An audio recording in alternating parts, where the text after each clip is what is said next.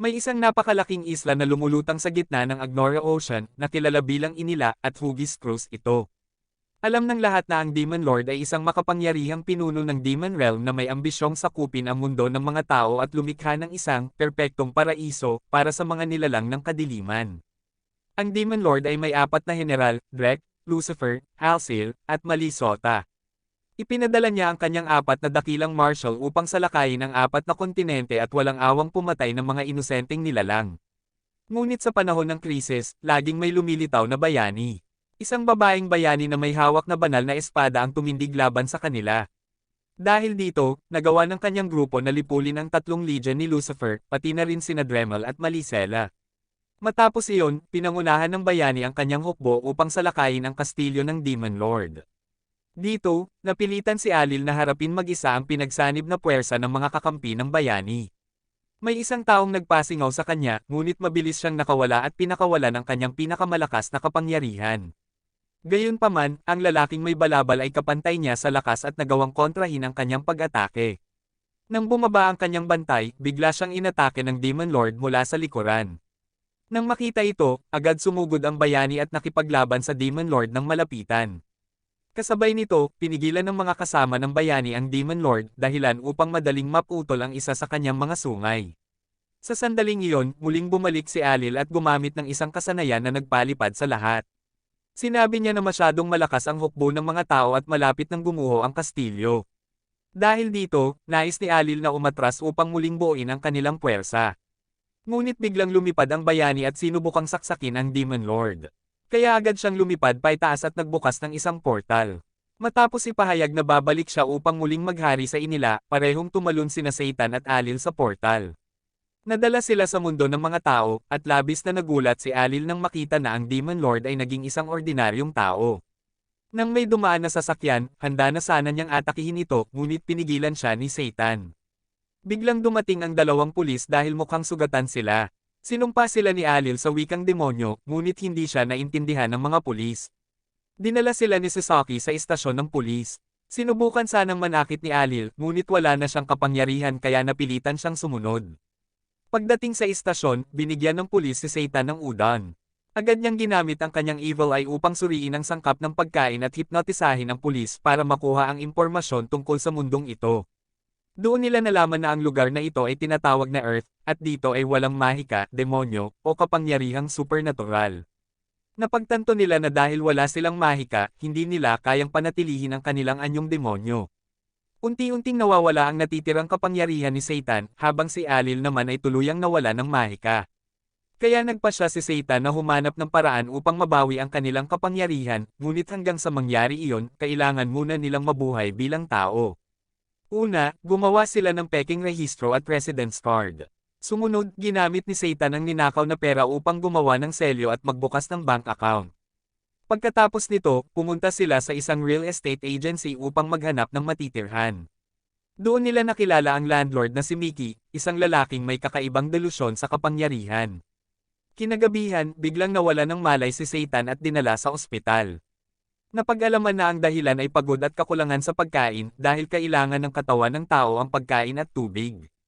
Ngunit ang isang bote ng fluid treatment ay kasing mahal ng isang buwang renta, kaya napagtanto ni Satan na kailangan nila ng pera para mabuhay. Pag-uwi, agad silang nagsulat ng mga resume upang maghanap ng trabaho.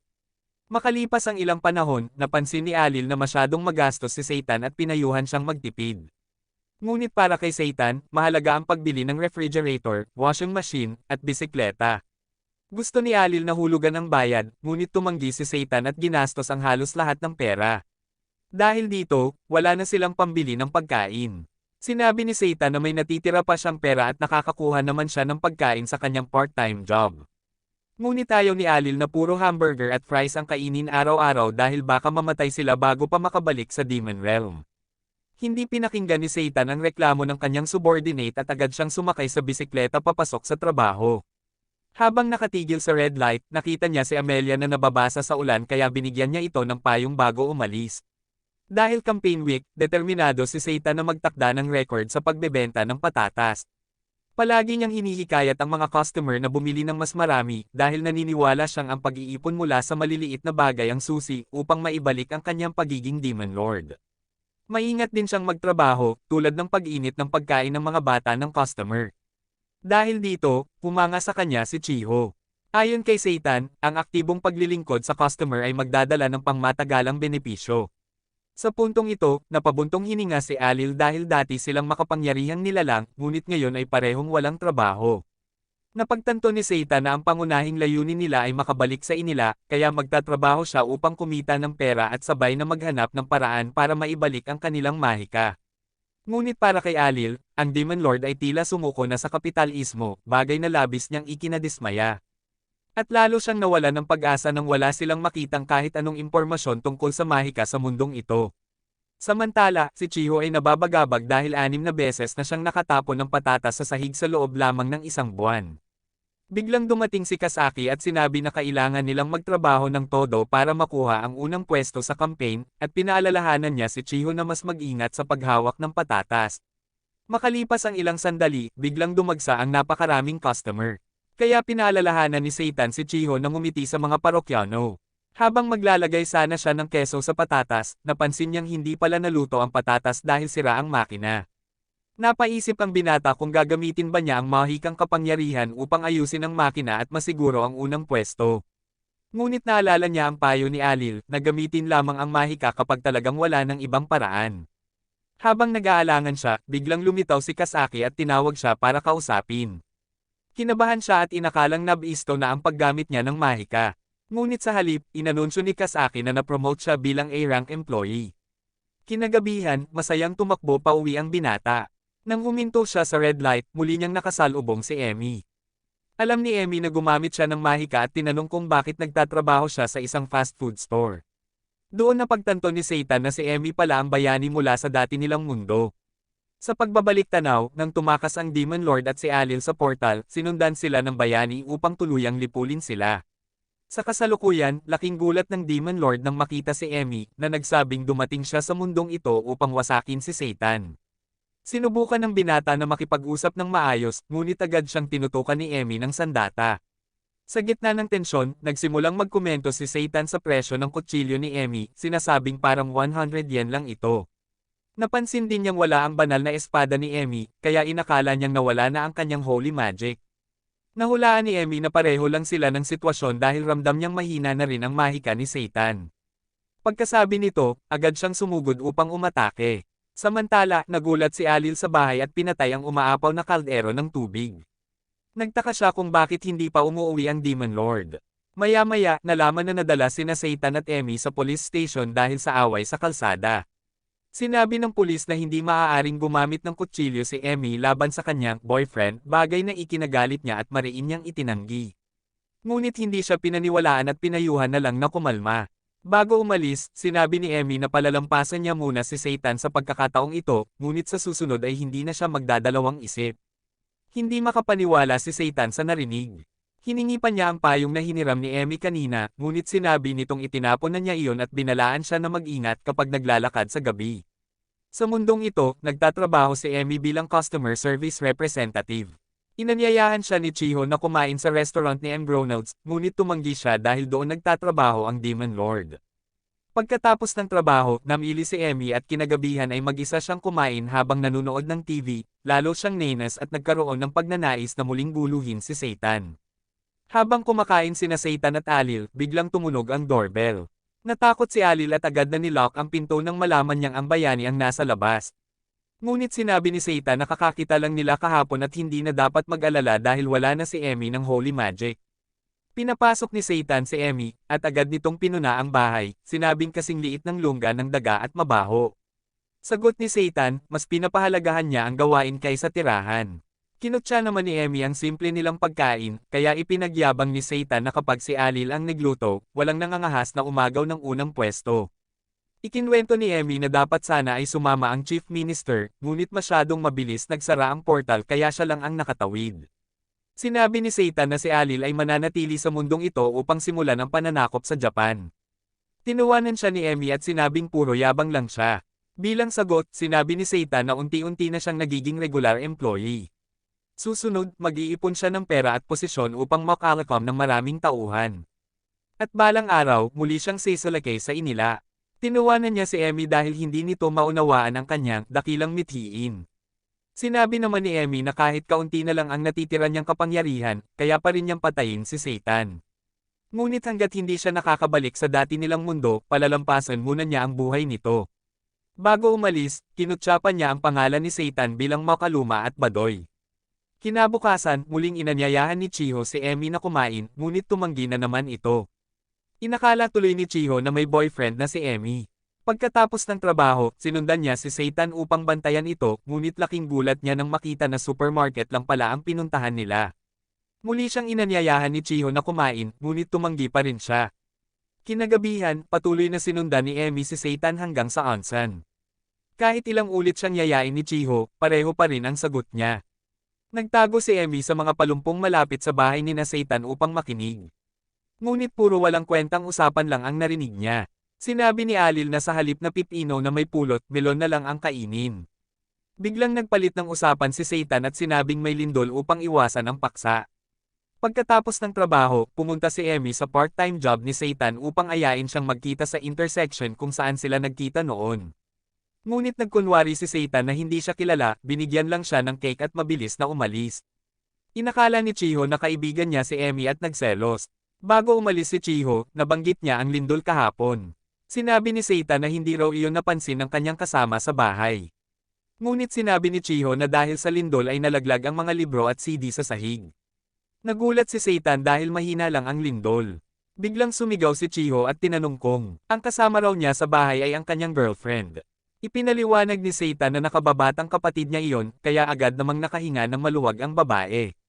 Nang lapitan ni Satan si Emmy, agad siyang tinanong nito kung balak ba talaga ng binata na manirahan dito habang buhay. Sa mga nakaraang araw kasi, napansin ni Emmy na wala siyang ginagawang masama, simple ang pamumuhay, at lubos na pinagkakatiwalaan ng may-ari ng tindahan dahil sa husay niya sa trabaho. Noon ay binaliwala lang ni Emmy ang mga sinabi ni Satan. Ngunit nang pag-isipan niya ito, napagtanto niyang kung mananatili na lang ang binata rito, hindi na niya kailangang pag-aksayahan ng oras para wasakin siya.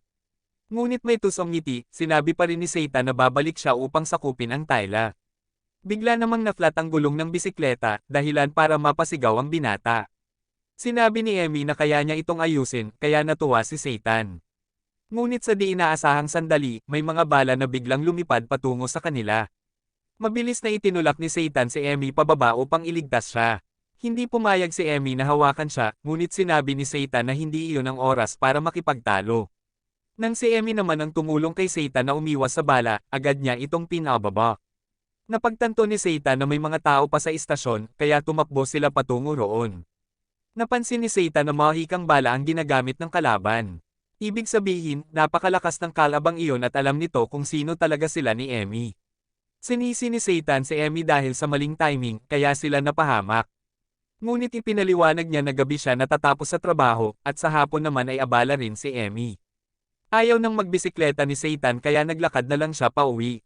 Makalipas ang ilang sandali, muli niyang nakasalubong si Emmy at inakala niyang magnanakaw ito. Ngunit ang totoo, nawala ang kanyang pitaka, kaya gusto niyang makituloy ng isang gabi. Nang makita ni Alil si Emmy, sinisi niya ang Demon Lord sa pagpapalipas ng gabi kasama ang bayani. Ipinaliwanag ni Satan na inatake sila ng mahikang bala at habang tumatakas ay nawala ang pitaka ni Emmy. Dahil malayo ang tinitirhan nito, wala siyang ibang magawa kundi patuluyin muna siya. Nagpakitang awtoridad si Alil bilang pinuno ng sambahayan. Inihagis ni Satan kay Emmy ang isang kumot at binigyan pa siya ng 1,000 yen para pamasahe pa uwi kinabukasan. Sinabi ni Alil na malaking halaga iyon mula sa konti na nilang budget, kaya nangakong aalis ng maaga si Emmy kinabukasan. Hating gabi, nakatanggap si Satan ng mensahe mula kay Chiho tungkol sa lindol na mangyayari pa raw. Hindi niya alam kung ano ang gagawin. Pagkagising ng dalawang lalaki, nakita nila ang baon na inihanda ni Emmy. Habang kumakain, napansin ni Alil ang susi sa sahig. Inakala ni Satan na ginamit iyon ni Emmy para lumabas, sa kanya isinara ang pinto at itinapon ang susi sa loob. Humanga si Alil sa ginawa niya at sinabing kung siya raw iyon, dadalhin niya ang susi pauwi. Habang naliligo, naalala ni Emmy ang nangyari kagabi at nakaramdam ng matinding kahihiyan. Maya-maya, narinig niya ang balita sa TV tungkol sa pamamaril at nakita roon si Satan, ngunit binaliwala niya lang ito. Samantala, naalala ni Chiho na nagpadala siya ng mensahe kay Satan tungkol sa lindol kagabi. Gusto niyang makipagkita upang pag-usapan iyon, kaya nagsabi siya sa kanyang ina na magha-half day siya sa trabaho. Pinayuhan siya ng ina na mag-ingat dahil magulo ang panahon ngayon. Muling inanyayahan si Emmy ni Chiho na mag-lunch, ngunit tumanggi siya dahil wala siyang pitaka at kailangan niyang pumunta sa bangko. Biglang may tumawag kay Emmy at sinabing alam niya ang tungkol sa bayani at Demon Lord at may plano siyang wasakin silang dalawa. Nagulat ang tumawag nang malaman na magkasama sina Emmy at Satan. Ipinaliwanag ni Emmy na wala silang choice. Sinabi ng lalaki na ang pagpunta nila sa mundong ito ay kagustuhan mismo ng inila. Sa narinig na iyon, biglang tumayo si Emmy ngunit pinilit niyang manatiling kalmado. Ramdam niyang demonyo ang kausap niya. Hindi niya alam kung sino iyon dahil bukod kay Alil, wala na ang apat na general. Sinubukan ng kausap na guluhin ang isipan ni Emmy sa pamamagitan ng pagbanggit sa Tyla, ngunit hindi siya nadala kaya ibinaba nito ang tawag. Habang papunta na sana si Emmy para kumain, tinawagan siya ng police station. Pagdating niya roon, galit na galit siya. Habang pinupuri ni Satan ang mga pulis dahil nahanap daw ang kanyang warhorse, agad niyang pinagalitan ang dalawang binata sa pagpapatawag sa kanya para magpiyansa. Ayaw ni Satan na abalahin ang landlady, at dahil nakituloy si Emmy sa kanila kagabi siya na lang ang pumayag.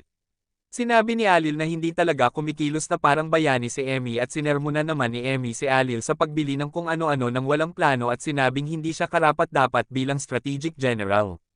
Nalungkot si Satan sa narinig. Paglabas nila, binalaan ni Emmy si Satan na may misteryosong taong nagmamatsyag sa kanila, at huwag daw siyang mamatay bago niya ito masira. Pagkasabi noon, umalis na siya. Samantala, kailangan ding makipagkita ni Satan kay Chiho. Nang umuwi ang dalaga, nagsuot siya ng magandang damit para sa taong gusto niya. Nakita ni Alil na hindi pa oras ng tagpuan, kaya isinama niya si Satan sa pamimili. Matapos subukan ng maraming damit, nakapili si Alil ng babagay na kasuotan para kay Satan. Sinabi ng binata na may itinabi siyang black fund para sa mahahalagang okasyon. Sagot ni Satan, usapan lang naman ang gagawin nila. Ngunit alam ni Alil na hindi basta-basta makikipag-usap ang babae kung ordinaryong kaibigan lang. Kung naglakas loob si Chiho na yayain si Satan, ibig sabihin ay may nararamdaman siya. Kaya ayaw niyang magsuot ang Demon Lord ng mukhang probinsya nung damit sa isang date. Kinahapunan, dumating si Chiho at pinuri ni Satan ang bagong gupit ng kanyang buhok. Nagulat naman siya dahil hindi naka-usual na damit si Satan at naisip niya mas gwapo ito ngayon. Ipinaliwanag ni Satan na pinilit lang siya ng kanyang kapatid. Nang marinig ni Chiho ang salitang date, labis siyang natuwa at agad na nagyaya na magkape, at nangakong siya na ang manlilaber. Ngunit sinabi ni Satan na may sapat pa siyang pera para ilibre siya. Gusto ring hawakan ni Chiho ang kamay ni Satan, kaya pumayag ang binata dahil sa ganitong paraan ay hindi sila magkakahiwalay. Habang naglalakad si Emmy, nakita niya si Alil na kainahinala ang kilos, at napansin din niyang nakangiti ang Demon Lord habang kasama ang isang babae. Pinilit niyang aipakwento kay Alil ang lahat ng nangyari. Matapos marinig ang buong kwento, nagtaka si Emmy kung bakit kailangan pa nilang mag-date. Ipinaliwanag ni Alil na nahulog na ang loob ni Chiho kay Satan, dahilan upang magtaka si Emmy kung bakit nagustuhan ng isang normal na babae ang isang random na Demon Lord. Napansin ni Emmy na malaki at bilog ang kaluluwa ni Chiho, kaya ikinumpara niya ito sa sarili niyang flat na kaluluwa na mas madaling gumalaw sa labanan. Inakala ni Alil na parang nasa impluwensya ng droga si Emmy. Naging interesado rin si Emmy sa sinasabi ni Chiho tungkol sa lindol, kaya nakinig siya ng palihim. Ikinwento ni Chiho kay Satan na mula nang magtrabaho siya sa tindahan, madalas siyang makarinig ng ugong sa tenga. Akala niya noong una ay dahil lang sa pagod, ngunit tuwing gabi ay may naririnig siyang boses na nagsasabing may insidente sa kabilang mundo at may paparating na malaking pagsabog. Kahit kakaiba ang wika, naiintindihan niya ito. Tuwing may nangyayaring kakaibang natural na pangyayari, lindol agad ang naiisip ni Chiho. Napagtanto ni Satan na ito ay isang teknik sa pagpapalitan ng kamalayan at pananaw ng mga tao mula sa magkaibang mundo. Para magamit ito, kailangan ng target detection technique. Kapag pinaputok ang sonar, nagdudulot ito ng mahikang pagsabog at iba't ibang phenomenon, na sa mundong ito ay maaaring nagiging lindol. Ang mga pagsabog sa paligid ay patunay na sina Satan at Emmy ang tina-target. Nang makita niyang paparating sina Emmy at Alil, sinasadya niyang lakasan ang boses at sabihing walang problema ang ugong sa tenga ni Chiho at mas dapat siyang mag-ingat sa mga pagsabog, dahilan upang maging panatag ang loob ng dalaga. Ipinagmamalaki pa ni Satan na nagmukha siyang mapagkakatiwalaang senior sa paningin ni Emmy, hindi isang babero. Ngunit biglang lumitaw si Emmy at binalaan si Chiho na huwag magtiwala kay Satan dahil isa siyang tusong Zorro. Agad na pinagalitan ni Chiho si Emmy sa masasakit nitong salita at tinanong kung sino siya. Sinabi ni Emmy na kaaway siya ng binata. Sinubukan ni Seita na pigilan ang dalawa, ngunit hindi siya pinansin. Inakala ni Chiho na ex-girlfriend ni Seitan si Emmy dahilan upang lalo siyang magalit. Sinabi ni Chiho na wala sa lugar si Emmy para pigilan siyang lumapit kay Seitan. Kahit itinanggi ni Emmy, hindi pa rin naniwala si Chiho, at nauwi ito sa mainit na pagtatalo. Biglang lumulindol muli, at gumuho ang mga bahay at kasangkapan. Pagkagising ni Chiho, sinabi ni Emmy na naipit sila sa ilalim ng guho at nahiwalay sa grupo ni Seitan. Naniniwala siyang buhay pa ang binata. Nakipag-ayos siya kay Chiho at sinabing wala siyang relasyon kay Seitan. Alam din ni Emmy na may gusto si Chiho sa binata, dahilan upang mahiya ang dalaga. Nagtanong si Chiho kung ano ba talaga ang tingin ni Emmy kay Seitan dahil mukhang malapit sila noon. Sinabi ni Emmy na kinamumuhian niya ang binata at binalaan si Chiho na ang basta-bastang paglapit kay Seitan ay magdudulot ng matinding sakit. Pagkasabi nito, pinatulog niya si Chiho at tinawag si Seitan. Sa sandaling iyon, bumalik si Seitan sa tunay niyang anyo bilang Demon Lord, matangkad at may matipunong katawan. Nang makita ito, sinubukan ni Emmy na ipunan ang natitira niyang holy magic upang lumikha ng banal na espada at tuluyang wakasan siya. Ngunit hindi inaasahan ni Emmy na hihilingin ni Seitan na protektahan muna si Chiho habang tinutulungan niya ang lahat na makalabas. Lubos siyang nagulat na ang isang Demon Lord ay naigal iligtas ng mga tao. Makalipas ang ilang sandali, dumating ang pulis at rescue team, at nagulat sila na walang nasugatan. Naalala ni Emmy ang kanyang kabataan, kung saan nagdadala siya ng pagkain sa kanyang ama. May isang tiyuhin noon na pumuri sa kanyang luto. Ibinahagi niya ang pagkain, at sinabi nitong bumagsak na ang silangang kontinente sa kamay ng Demon Lord, at nasa panganib din ang kanluran. Ngunit sinabi ni Jack na ang kanluran ay pinoprotektahan ng dakilang Diyos at ng Crown Prince, kaya hindi na dapat mag-alala. Gayunpaman, naniniwala pa rin ang tiyuhin na hindi kayang talunin si Lucifer. Nag-alala si Emmy, kaya sinabi niyang poprotektahan sila ng dasal ng pari, at malakas niyang sinabi na laging tama ang kanyang ama. Kinabukasan, masaya si Emmy nang makita ang pari sa kanilang bahay. Ngunit malungkot na sinabi ni Jack na kailangan nilang kunin si Emmy dahil siya ay anak ng isang anghel at ang tanging makakatalo sa Demon Lord. Kahit masakit sa kanya, pinayagan niya ang anak na umalis. Pagkalipas ng ilang araw, sinunog ng hukbo ni Lucifer ang buong nayon. Pinayuhan ng pari si Emmy na maging matatag dahil mamamana niya ang kapangyarihan ng kanyang ina, isang dakilang anghel. Sinabi rin niyang isang anak lamang ng anghel at tao ang maaaring gumamit ng banal na espada. Kaya hiniling ni Emmy na turuan siya upang talunin ang Demon Lord. Tinawag ni Seitan si Emmy, at napansin niyang parang wala sa sarili ang dalaga. Nagulat si Emmy nang makita na bumalik na siya sa anyong tao. Laking tuwa ni Seitan nang makitang ligtas pa rin si Chiho. Nakilala ng isang pulis si Chiho bilang anak ni Inspector Sasaki.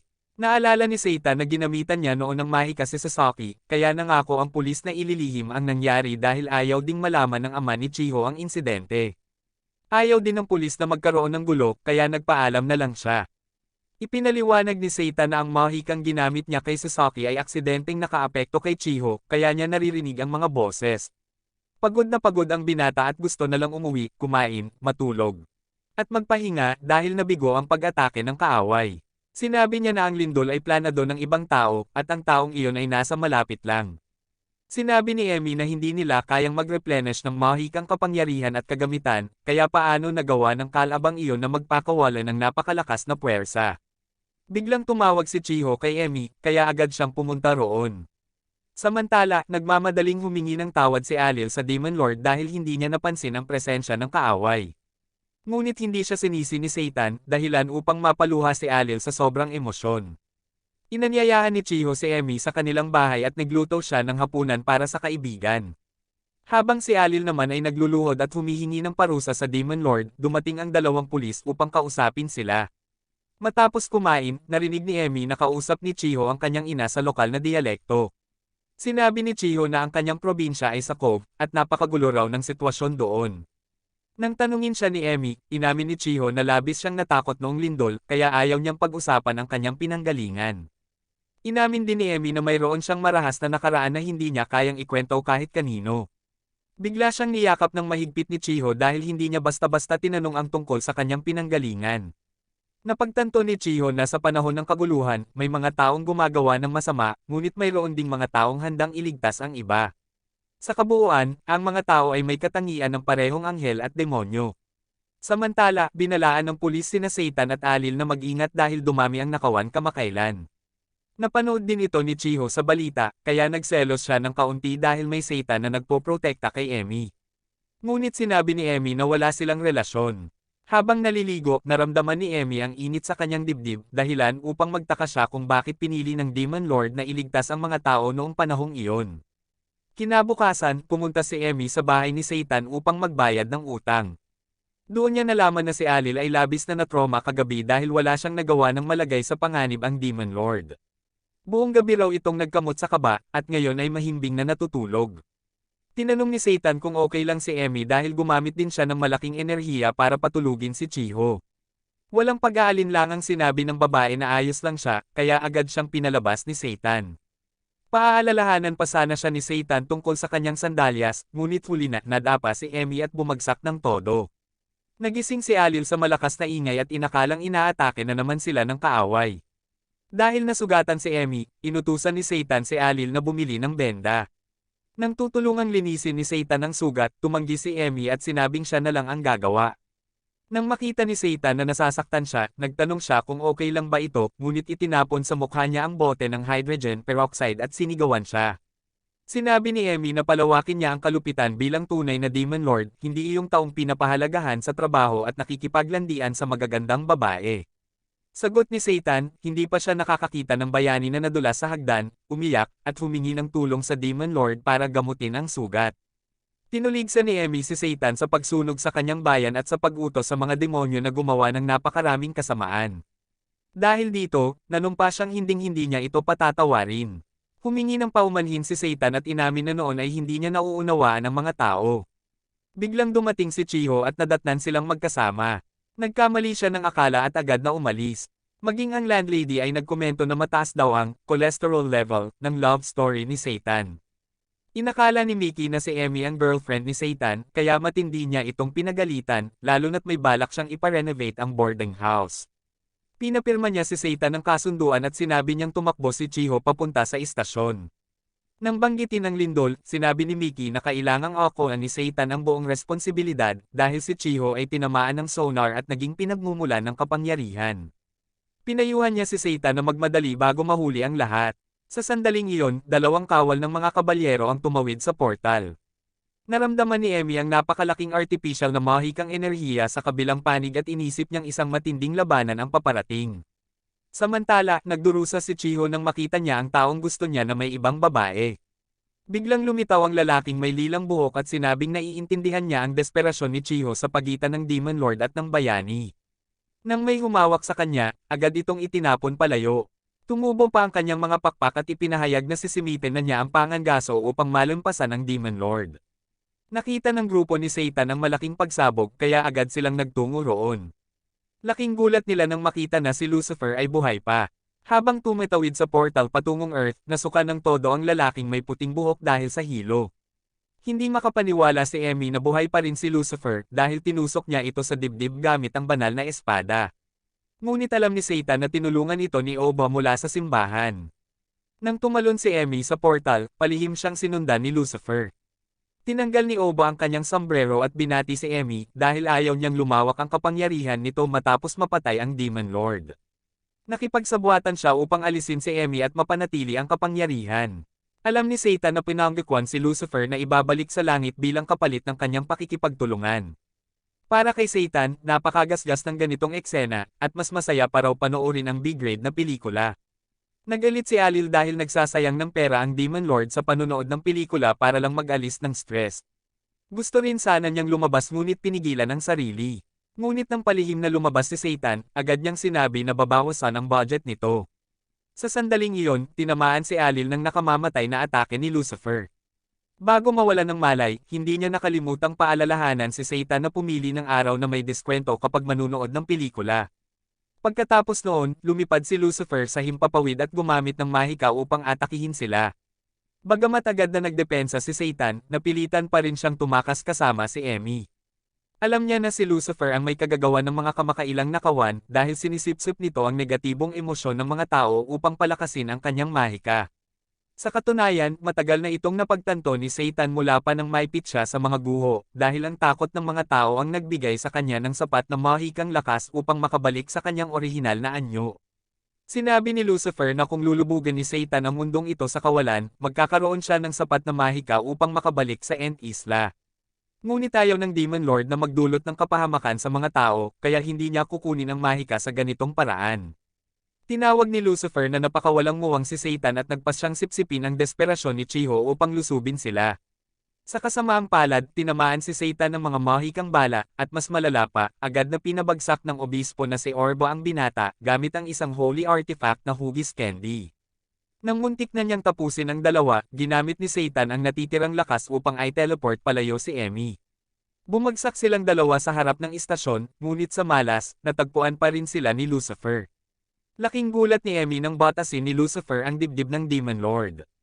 Tumawa si Lucifer sa tagumpay dahil natalo niya ang Demon Lord, kaya hinayaan niyang mahulog si Chiho mula sa taas. Agad namang sumugod si Emmy upang saluhin si Chiho, ngunit nasugatan ang kanyang binti. Sinimulan ni Lucifer na pabagsakin ang mga gusali gamit ang mahika upang durugan si Emmy, ngunit bigla itong tumigil dahil nagbalik ang Demon Lord, at mas makapangyarihan kaysa dati. Nagising si Chiho na parang panaginip at nasaksihan ang tunay na anyo ng Demon Lord. Alam na ni Emmy na ang dahilan ng pagpunta ni Satan sa mundong ito ay upang sipsipin ang desperasyon ng mga tao. Agad siyang inutusan ni Satan na gumawa ng paraan dahil unti-unti nang nauubos ang kanyang mahika. Sa una, mayabang na tumanggi si Emmy, ngunit makalipas lamang ang ilang sandali, pumayag siya at gumawa ng panangga upang protektahan si Chiho. Agad niyang tinawag ang banal na espada at ang kanyang buong kapangyarihan, na ikinamangha mismo ni Satan. Binalaan ni Emmy na kapag natalo niya ang mga kalaban, papatayin din niya ang Demon Lord. Dahil dito, pinatulog ni Satan ang lahat ng tao sa paligid at gumawa ng malaking magic barrier upang malaya silang makalaban. Nang umatake si Lucifer, ibinalik ni Emmy ang atake diretso sa mukha ni Satan at pagkatapos ay sumugod siya mag-isa laban kay Lucifer. Ngunit sinipa siya palayo at sumabog ang isa sa mga pakpak ni Lucifer sa kanyang kinaroroonan na labis nitong ikinatuwa. Gayunpaman, nasadyop si Emmy ni Alil. Bagamat ayaw makipagtulungan ng binata sa bayani, nanumpa siyang mananatiling tapat sa Demon Lord, at mula sa sandaling iyon, itinuring niyang kaaway si Lucifer. Sinabi ni Alil na maaga pa niyang nabawi ang kanyang mahika, ngunit abala siyang umuwi para kunin ang kanyang kapa upang magmukhang astig. Tinangka siyang barilin ni Orba mula sa likuran, ngunit napigilan siya ni Emmy. Sinigawan ni Lucifer si Orba, tinawag itong walang silbi at inutil, at inutusan itong lumaban ng seryoso. Natakot si Orba dahil kapag ginamit nila ang buong lakas, baka hindi na sila makabalik dahil kulang ang holy artifacts. Ngunit sinabi ni Lucifer na mas mabuting iyon kaysa mamatay dito, kaya napilitan ng matanda na sumabak sa laban. Tinanong ni Chiho si Satan kung hindi ba ito parang pelikula, dahilan upang mapatahimik ang Demon Lord.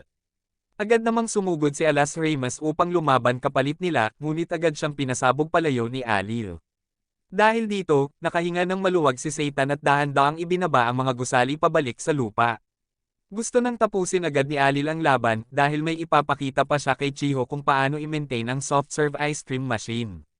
Agad lumipad si Satan at binura sa pag-iral si Orba. Hindi man lang nakapag-atake si Lucifer dahil naparalisa siya sa matinding killing intent ng Demon Lord. Sinabi ni Emmy na dapat pagbayarin ang mga kalaban sa pagkasira ng lungsod. Binalaan ni Satan si Lucifer na kapag napahuli siya sa trabaho, isinasama niya itong mamamatay. Sa mga salitang iyon, nagpakawala si Satan ng isang malupit na atake na binaluktot ang mukha ni Lucifer. Pagkatapos ng lahat, tinanong ni Chiho kung sino talaga sila. Kaya sinabi ni Satan na siya ang Demon Lord mula sa ibang mundo. Inakala ng binata na hindi ito paniniwalaan ni Chiho, ngunit laking gulat niya nang paniwalaan agad ito ng dalaga. Inamin din ni Emmy na siya ay kalahating tao at kalahating anghel, kaya mas lalong nagulat si Chiho na totoo pala ang mga demonyo at anghel. Tinukso pa ni Emmy si Satan na part-time worker lang siya sa fast food restaurant, kaya gumanti rin si Satan at tinanong kung bakit hindi siya inatake noon kung ganoon kalakas siya. Sagot ni Emmy, natakot siyang baka nagtatago si Satan ng tunay na lakas, at kailangan din niyang magtipid ng kapangyarihan upang makauwi. Idiniin din ni Emmy na wala talaga silang relasyon, kaya makakahinga ng maluwag si Chiho. Akala ni Chiho ay nakabawi na ng mahika ang Demon Lord at babalik na sa End Isla, ngunit dahil marami pa siyang shift ngayong buwan, kailangan munang manatili si Satan. Tinanong ni Emmy si Lucifer kung paano nito nalaman ang kanyang numero, kaya ibinalik ni Lucifer ang nawawala niyang pitaka. Biglang lumitaw ang dalawang kasamahan ni Emmy at agad siyang pinuntahan. Nakilala nila agad si Satan at ang kanyang mga tauhan bilang Demon Lord at mga general nito. Sinabi ni Imate na nang mawala si Emmy, nagkagulo ang buong simbahan. Dati nang sinabi ni Satan na pumunta muna sila sa kanyang kastilyo, ngunit nang makarating sila roon, nagulat ang lahat dahil kasing liit lang ito ng lungga ng daga. Samantala, nagpa siya ang Demon Lord na gamitin ang mahika upang ibalik ang mga guho. Sa isang iglap na ibalik ni Satan ang lugar sa dati nitong anyo. Sa bahay ni Satan, sinabi ni Alas Ramas na hanapin si Emmy. Dahil ilang beses silang gumamit ng sonar, napagtanto ni Chiho na ang boses na naririnig niya noon ay kay Satan pala. Lumabas na itinakda ni Alas Ramas ang signal sa taong palaging iniisip ang Demon Lord. Biglang bumalik ang binata, dahilan upang mapasigaw si Chiho, at nagulat din ang binata. Kinabukasan, pinayuhan ni Andy si Emmy na bumalik sa simbahan. Siya at si Amada ay labis na humanga sa ginawa ng Demon Lord, ibinalik ang lungsod at binura ang mga alaala ng mga tao tungkol sa nangyari. Habang nasa oras ng trabaho, nag-aalala si Chiho na baka bumalik na si Satan sa Ent Isla, ngunit hindi pa niya magawa iyon dahil sobra ang nawalang mahika niya. Nang banggitin ng binata na buburahin niya ang masasakit na alaala ni Chiho, nagalit ito ng husto at sinermonan siya, tinawag pa siyang tanga. Sa pagdiriwang ng kanyang promosyon, nagyaya si Satan na kumain sa mamahaling restaurant. Dahil sa kanyang aura, tila nananakot siya ng mga tao, kaya kinailangan pa siyang paalalahanan ni Alil dahil naiistorbo na niya ang mga nasa paligid. Sinabi ni Satan na napakasarap ng mga lamang loob, kaya pinayuhan siya ni Alil na kumain din ng gulay para balanse ang nutrisyon. Naisa na ng binata na bumili ng pagkain para kay Lucifer, ngunit sinabi ni Alil na hindi na kailangan dahil sobra-sobra na ang gastos ng taong iyon. Sa totoo lang, gusto na talagang disiplinahin ni Alil si Lucifer. Sa simbahan, may nagulat na nawawala si Oba at na si Emmy at ang Demon Lord ay naninirahan sa ibang mundo. Nagulat ang nakatataas dahil iniulat ni Oba noon na naglaho na ang Demon Lord matapos ang labanan sa kastilyo. Sinabi ng buhok asul na lalaki na nakabalik na si Amade sa banal na imperyo ng Senador Nile, dahilan upang kumalat ang balitang buhay pa si Emmy at tinalikuran ni Oba ang pananampalataya. Kung ipapahayag ng court magician na buhay pa si Emmy, magkakaroon ito ng contradiction dahil nauna na nilang idineklarang patay ito. Kaya iminungkahi ng buhok asul na lalaki na imbestigahan kung tumiwalag nga si Oba at lipulin ang grupo ni Emmy. Ngunit para sa punong ministro, kalokohan lang ang lahat ng iyon. Pagkauwi ni Satan, reklamo agad ang inabot niya mula kay Lucifer dahil nagugutom daw ito, lalo na nang makita nitong may dala siyang supot ng baboy para sa sarili lang. Agad nagreklamo ang binata. Ipinaliwanag ni Alas Ramas na binilhan na nila ng computer si Lucifer at ikinabot sa internet, kaya huwag na itong magreklamo pa. Nang hindi pa rin makontento si Lucifer, sinabi ni Alas Ramas na mang-alap ito ng impormasyon tungkol sa mahika, at kung maganda ang resulta, bibigyan siya ng malaking pork rice bowl at special serving. Dahil hindi naniniwala si Satan sa kakayahan ni Lucifer, pinatunayan niya ito sa pamamagitan ng pagtawag kay Emmy at pagyayabang na mahusay siyang mag-hack ng mga website dahil bibili sila gamit ang credit card installment. Agad nagalit si Emmy, kaya biglaan nilang ibinaba ang tawag. Kinabukasan, pinuri ni Chiho si Satan dahil na-promote siya bilang manager sa loob lang ng wala pang isang taon, at sinabi niyang may kakayahan siyang impluwensyahan ang mga tao. Biglang dumating si Emmy upang makipag-usap sandali kay Satan dahil nang ahas itong tumawag habang siya ay nagtatrabaho. Samantala, naiinis si Lucifer dahil hindi siya makapaglaro ng games, ngunit bigla siyang naakit sa isang website. Sa oras na iyon, nabasa ni Elsil ang impormasyon na ang Dea ay posibleng tirahan ng mga mababang uri ng demonyo. Gusto niyang pumunta roon upang makapag-recharge ng mahika, ngunit mahirap ang pamasahe papuntang Turkey. Pagpasok sa bahay, nakita ni Alil ang liham ng landlady. Pagkatapos ng trabaho, nagtaka si Emmy kung bakit nasa bahay ni Satan si Lucifer. Ipinaliwanag ni Satan na nakulong na si Oba matapos ang insidente, kaya hindi na ito nangangahas lumabas. Nagulat si Emmy na kayang magkasya ng 3 pasaway sa maliit na bahay. Tinanggap na lang ito ni Satan dahil hindi pa siya makabalik sa Ent Isla. Nagyabang si Emmy na kaya niyang bumalik doon anumang oras, ngunit mananatili siya rito upang bantayan ang Demon Lord. Pag-uwi nila, nagulat si Satan nang makita si Lucifer na nakahandusay sa sahig. Pinayuhan siya ni Alas Ramas na huwag basahin ang liham, habang patuloy itong sumusuka. Kinagabihan, sinabi ng binata na nagpadala ang landlady ng litrato na naka-swimsuit, na hindi matanggap ni Lucifer. Tinukso siya ni Satan na demonyo pero takot sa litrato. Ngunit nang si Satan mismo ang makakita, natahimik siya at agad nagpalit ng usapan. Ipinakita ni Lucifer sa kanilang dalawa ang isang lugar na may kaugnayan sa mga demonyo. Ayon sa alamat, sa gabi ay maririnig ang mga bulong ng mga bato at mapang-uyam ng ngiti. Maya-maya, pinuntahan ni na Satan at Alil ang lugar, ngunit wala silang naramdaman. Biglang tumawag si Chiho, at sinabi sa kaibigan niya na magkakasama silang nakatira, na ikinatuwa ng grupo ng mga Joshi. Habang nasa trabaho, tinanong ni Satan si Chiho tungkol sa isa sa 7 misteryo ng kanyang paaralan. Ayon kay Chiho, may nakaririnig ng ungol ng mga halimaw o nakakakita ng refleksyon ng demonyo sa bintana. Naisip ni Satan na may kinalaman ito sa Ent Isla, kaya nagpa siya siyang imbestigahan. Kinagabihan, dinala ni Chiho ang dalawa sa isang selyadong silid-aralan. Bago pa man siya ipanganak, may estudyanteng nawala roon, kaya hindi na ito ginagamit. Nang makita ni Satan na masaya si Chiho, sinabi ng dalaga na karangalan para sa kanya ang makatulong sa Demon Lord. Tinanong ni Satan ang iba pang misteryo, kaya ipinaliwanag ni Chiho. Iba ang bilang ng hagdan sa hilagang hagdanan kapag paakyat at pababa. 3:00 ng madaling araw, nagbubukas ang mga mata ng estatwa sa art room. Sa diksyonaryo ng wikang pambansa, ang salitang, sumpa, lang ang nakakulay pula. Biglang tumutunog ang piano sa music room. At ang ika-7 misteryo, walang nakakaalam, dahil kapag nalaman mo ito, makakatanggap ka ng tawag at kukunin ang iyong kaluluwa. Tinawag itong katawa-tawa ni Satan, ngunit bigla siyang nagulat nang tumunog ang telepono. Pinaghinalaan ni Lucifer na may portal na nabuksan sa selyadong lugar, dahilan upang maging hindi matatag ang magnetic field, kaya mas madali itong bumukas. Posibleng nilamon ng portal ang nawawalang estudyante. Kung tamang oras silang makarating, maaari silang makapag-recharge ng mahika. Biglang nakarinig si Satan ng kakaibang tunog at inakala niyang isang mahiwagang halimaw iyon. Dahil espiritual si Alas Reyes, naglabas siya ng anting-anting upang harapin ito. Ngunit laking gulat nila nang hindi halimaw ang lumitaw, kundi isang tao. Ay si Emmy. Pagkatapos noon, nalaman niya na hinahanap nila ang mahika sa selyadong silid-aralan.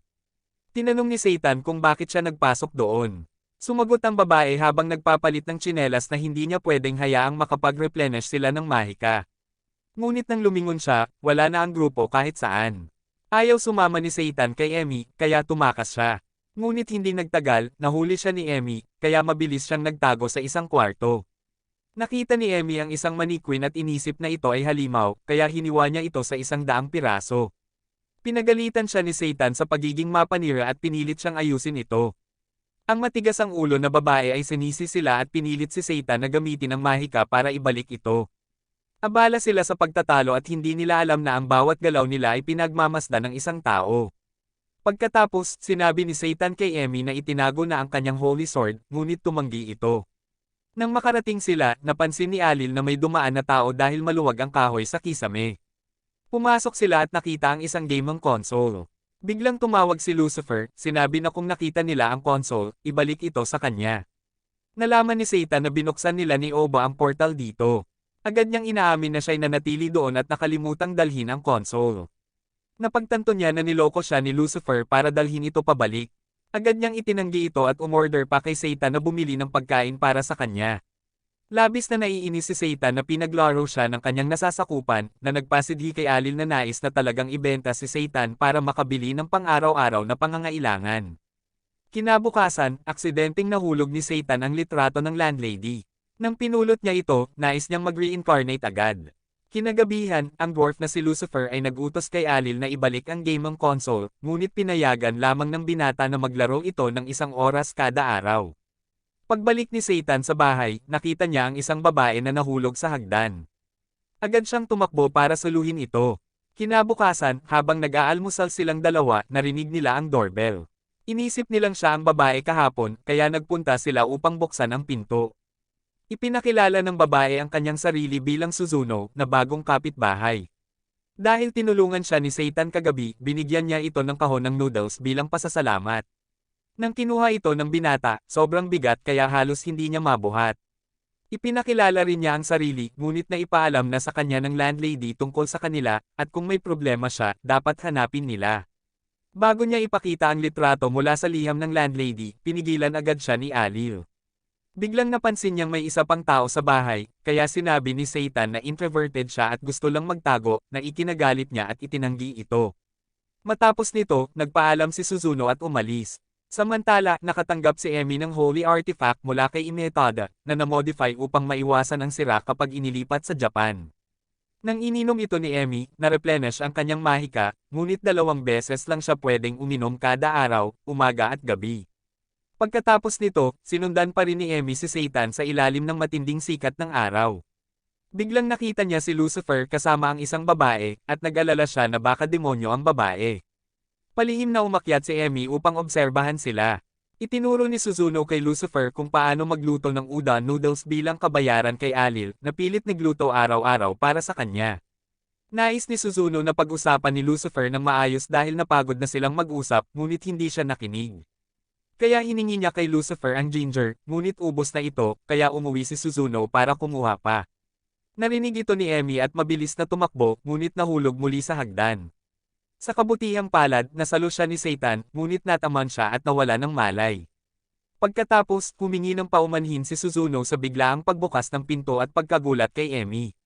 Tinukso siya ni Satan na walang ingat, ngunit patuloy pa rin sa pagiging hero. Sa pagkakataong iyon, kinolekta ni Lucifer ang lahat ng nahulog na gamit ni Emmy. Akala niya energy drink ito, kaya agad itong kinuha pabalik ni Emmy. Sinabi niya na kung iinom si Emmy, mauupos siya tulad ni Alil, na labis na ikinagulat niya. Pinagbintang din ni Suzuno ang sarili, iniisip na kung mas maayos ang kanyang inihanda, hindi ganito si Alil. Ngunit, hindi sinisi ni Satan si Suzuno.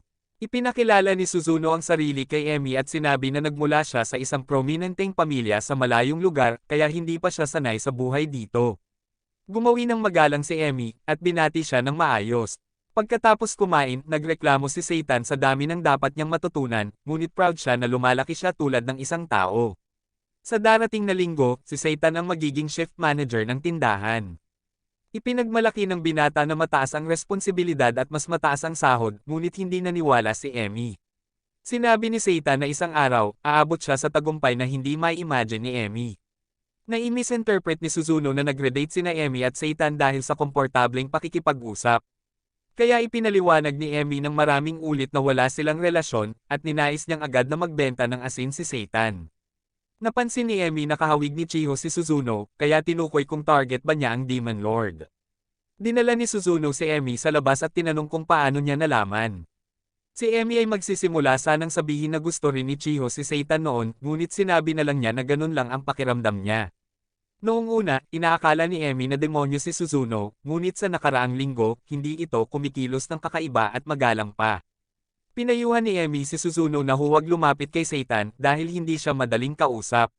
Sinabi ni Suzuno na marami siyang karanasan sa pakikipaglaban, ngunit dahil sa babala ni Emmy, makikinig siya at hihingi ng karagdagang gabay. Pagkatapos noon, pumasok siya at ibinigay kay Suzuno ang kanyang business card para mas madaling makipag-ugnayan. Pinaalalahanan din niya si Satan na kung gagawa siya ng kakaiba kay Suzuno, papatayin niya siya halos sa isang iglap. Pagkatapos, lumabas siya, nagpaalam kay Suzuno, at umalis. Ngunit ang hindi matatag na hagdan ay nagpahulog muli kay Emmy. Sa hapon, naghahanda si Satan na pumasok sa trabaho nang makita niya si Suzuno. Tinanong niya kung sabi ba ni Emmy ng labis na bagay sa kanya, ngunit sinabi ni Suzuno na hindi at binigyan siya ng bento box para kainin. Pagkatapos ng trabaho, tinanong ni Emmy Ada si Mi tungkol sa bisa ng vitamin medicine. Kahit na ininom na niya ito, wala pa siyang pagkakataong subukan ang epekto. Sinabi ni Emmy na pareho pa rin ang relasyon nila ni Satan, at kapag nagkaroon ng pisikal na contact, may reaksyon pa rin. Nilate ng kausap si Emmy, sinasabing parang pika na kasintahan siya, na ikinainis ni Emmy dahil silang dalawa ay magkakalaban. Ninais ni Imyata na huwag gumawa si Emmy ng kahit ano para magkaaway sila. Kaya pinayuhan ni Emmy si Imyata na huwag mag-alala dahil siya ay isang hero, at nangako sa dangal ng kanyang mga magulang na hindi siya gagawa ng mali. Sinabi ni Imyata na wala pang bansa na kumilos dahil hindi pa kumakalat ang mga chismis. Ngunit hinahanap ng simbahan ang katotohanan tungkol sa pagkawala ni Oba, kaya binalaan niya si Emmy na maging maingat dahil may mga impulsibong tao na pwedeng magdulot ng gulo sa Japan. Kasabay nito, dumating ang boss para ipahayag na magbubukas-bukas ang chicken shop. Dahil abala siya, ipagkatiwala niya kay Satan ang negosyo, at kung may emergency, pwede siyang kontakan. Kung hindi, kailangan niyang lutisin ang problema mismo upang masanay si Satan sa pagtatrabaho. Tinanong siya kung gusto niyang kumain ng subsidized meal sa shop, ngunit ngayong araw, nagdala si Satan ng bento box. Pagkatapos, pumunta ang binata sa break room para kumain. Nang sinabi ni Satan na ito ay ibinigay ng babaeng kapitbahay, agad na hiniyakap ni Chiho si Satan at nagtanong ng libong bagay, at gusto niyang makita kung ano ang laman. Binuksan ni Satan ang bento, at nagkaroon si Chiho ng kakaibang pakiramdam. Gayunpaman, gusto pa rin niyang makita ang ibaba ng lunchbox, at labis siyang nagulat nang makita na may hugis puso ito. Kinagabihan, paglabas ni Emmy sa department store, isang nakamaskarang tao ang dumiretso sa kanya. Agad na kinuha ni Emmy ang kanyang holy sword, tinaboy ang kalaban, at inutusan ng staff na tumawag sa pulis agad. Pagkatapos, lumabas siya para labanan ang nakamaskarang tao. Ngunit ang mga atake ng kalaban ay kayang pawalang bisa ang kanyang holy sword, kaya pinilit niyang tapusin si Mi. Ngunit dumating ang security guard sa tamang oras para iligtas siya. Nakipag-ugnayan siya sa pulis, at kinailangan manatili si Emmy para magbigay ng pahayag. Naramdaman ni Emmy na epektibo ang vitamin medicine dahil ang kanyang holy sword ay mas malakas kaysa dati. Ngunit naiisip pa rin niya kung ano ang purple light ng kalaban na kayang pigilan ang kanyang holy sword at magical equipment. Biglang ibinalik ng pulis ang kanyang bag, at sa pagkakataon, tumawag si Chiho at sinabi ang tungkol sa heart-shaped lunchbox na natanggap ni Satan mula sa isang babae. Kaya pumunta silang dalawa sa bahay ni Satan para tingnan ang babae, dahil natakot si Chiho na baka siya ay isang assassin mula sa inila na nag-alaga ng lason sa pagkain ni Satan, na magiging sakuna. Nang makita nila si Suzuno na nagbukas ng pinto, naiisip ni Chiho na mamamatay siya. Pagkatapos, nalaman niya na dahil may sakit si Alil, pumunta si Suzuno para magluto para sa kanila.